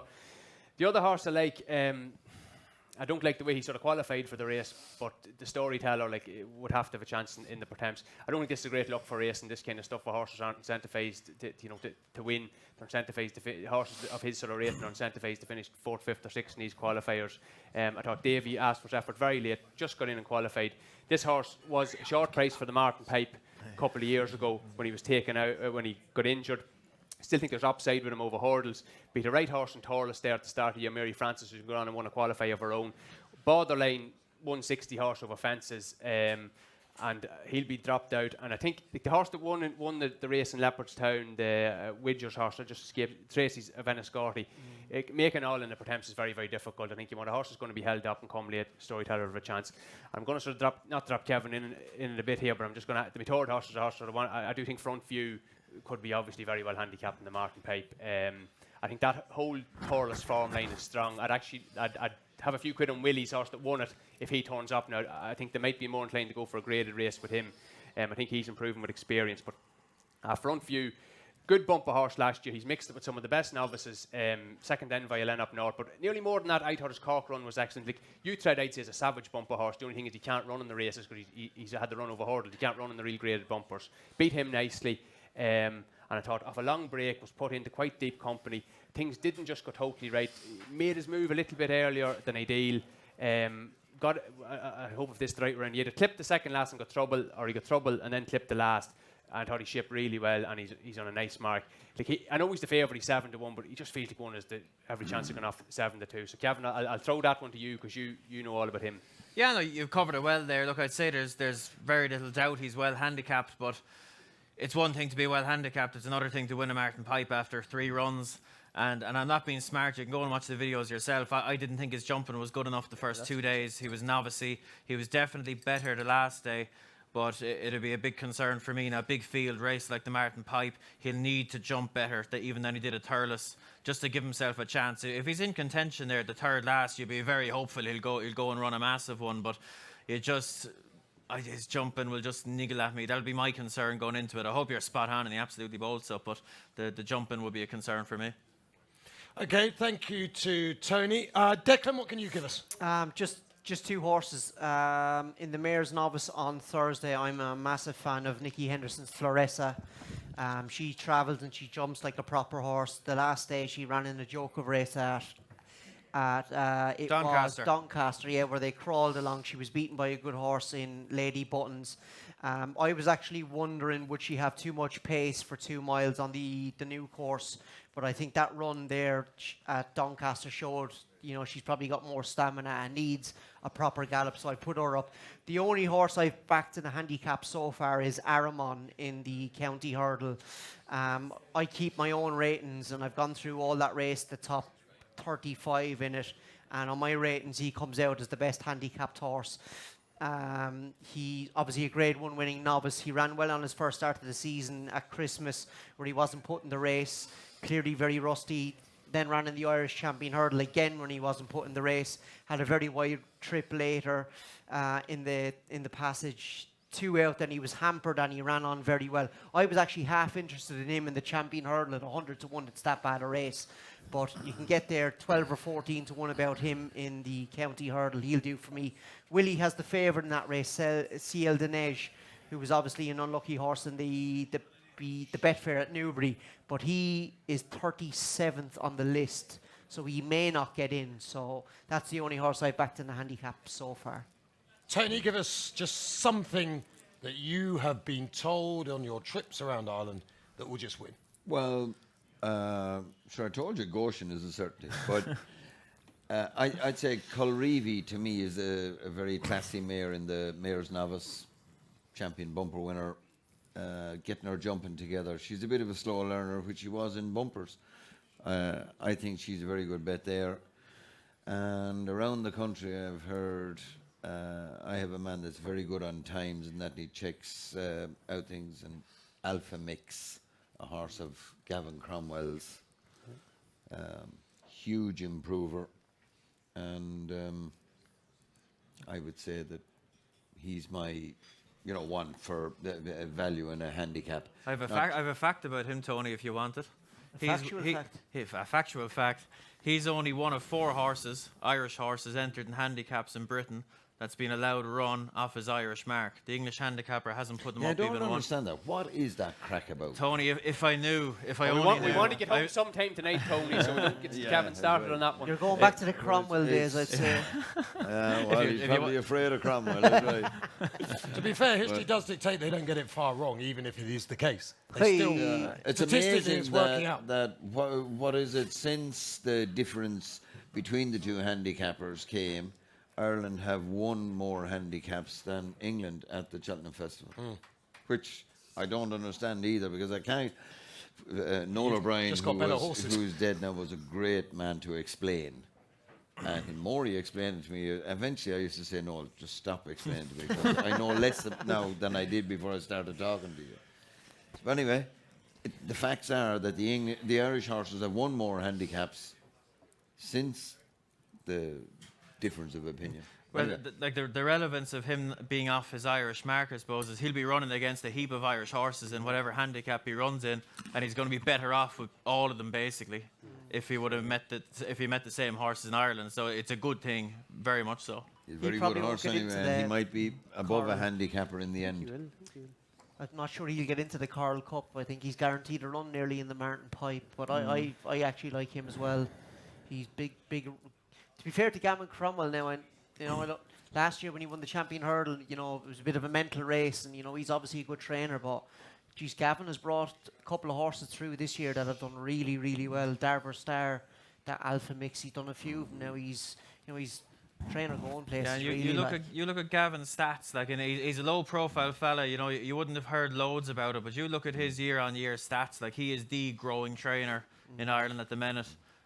Certainly in national hunting, he's making headway in the flat as well. Was he Gordon Elliott's farrier for a while, or did I just make that up? She's up until very recently. I think I want to say does he still do a bit of it? Yeah, his team does. But I've just been informed on my little magic yoke here that he has been raised since, and he's not off a level. Really? So I'm not sure, but my secret man in my ear, like Terry Wogan. Well, that's the next blog sorted, Kev. You'll be all right. Oh, yeah. Give us some names. Okay, handicaps. The Kim Muir.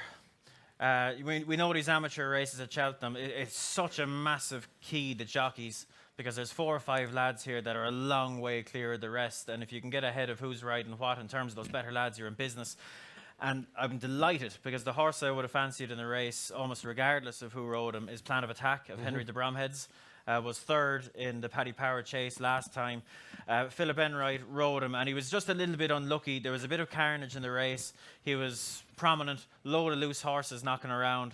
3rd last at Leopardstown is a long way from home, and I think Philip just was inclined to kick on just to get out of the way of the loose horses. And he ended up hitting for home a long way out. And he still looked the winner halfway up the run in, and he just got nutted, finished 3rd. Thought it was a massive run, very progressive. And the key is Barry O'Neill has been booked, and we've loads of people looking in from England that mightn't necessarily be as familiar with Barry O'Neill as they are with Jamie Codd, Derek O'Connor. He's been champion point-to-point rider the last 3 seasons in Ireland, ridden 500-plus winners. He's very, very good, and he has an excellent record in this horse. Ridden him 5 times, won 3, second twice. And I think he was 25-1 up until a few days ago. The market is slowly but surely starting to cop on to what's going on. He's going to be up amongst the market leaders. I think he's 12-1 or so now. But I still wouldn't put anyone off. I think he's going to have a super chance. One of the very best riders in the race and a great profile going into it. What else? Handicaps. The Boodles, formerly the Fred Winter. Tronador. Gordon Elliott has a real knack in the race. He won this race with Veneer Charm in the same colours as this fella. This lad was a bit doggy on the flat, a bit tricky, but hurdles seemed to have made a bit of a man of him.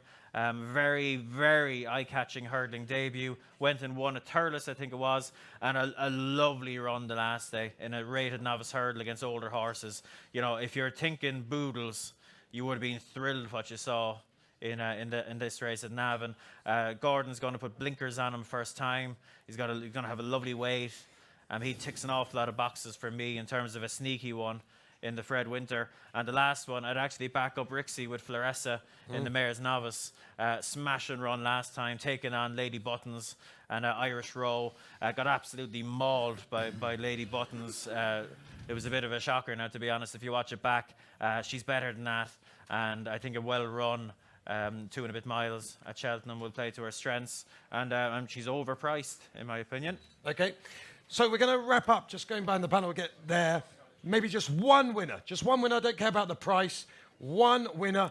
Usually at this stage, we do this for charity, but our excellent sponsors wouldn't give us any charity bets. That's Betway. They're the sponsors. Betway. Betway are sponsoring, aren't they? As they say in the business, all publicity account is going is to be good restricted publicity. fairly soon, Tony. So they're clearly not a charity anyway.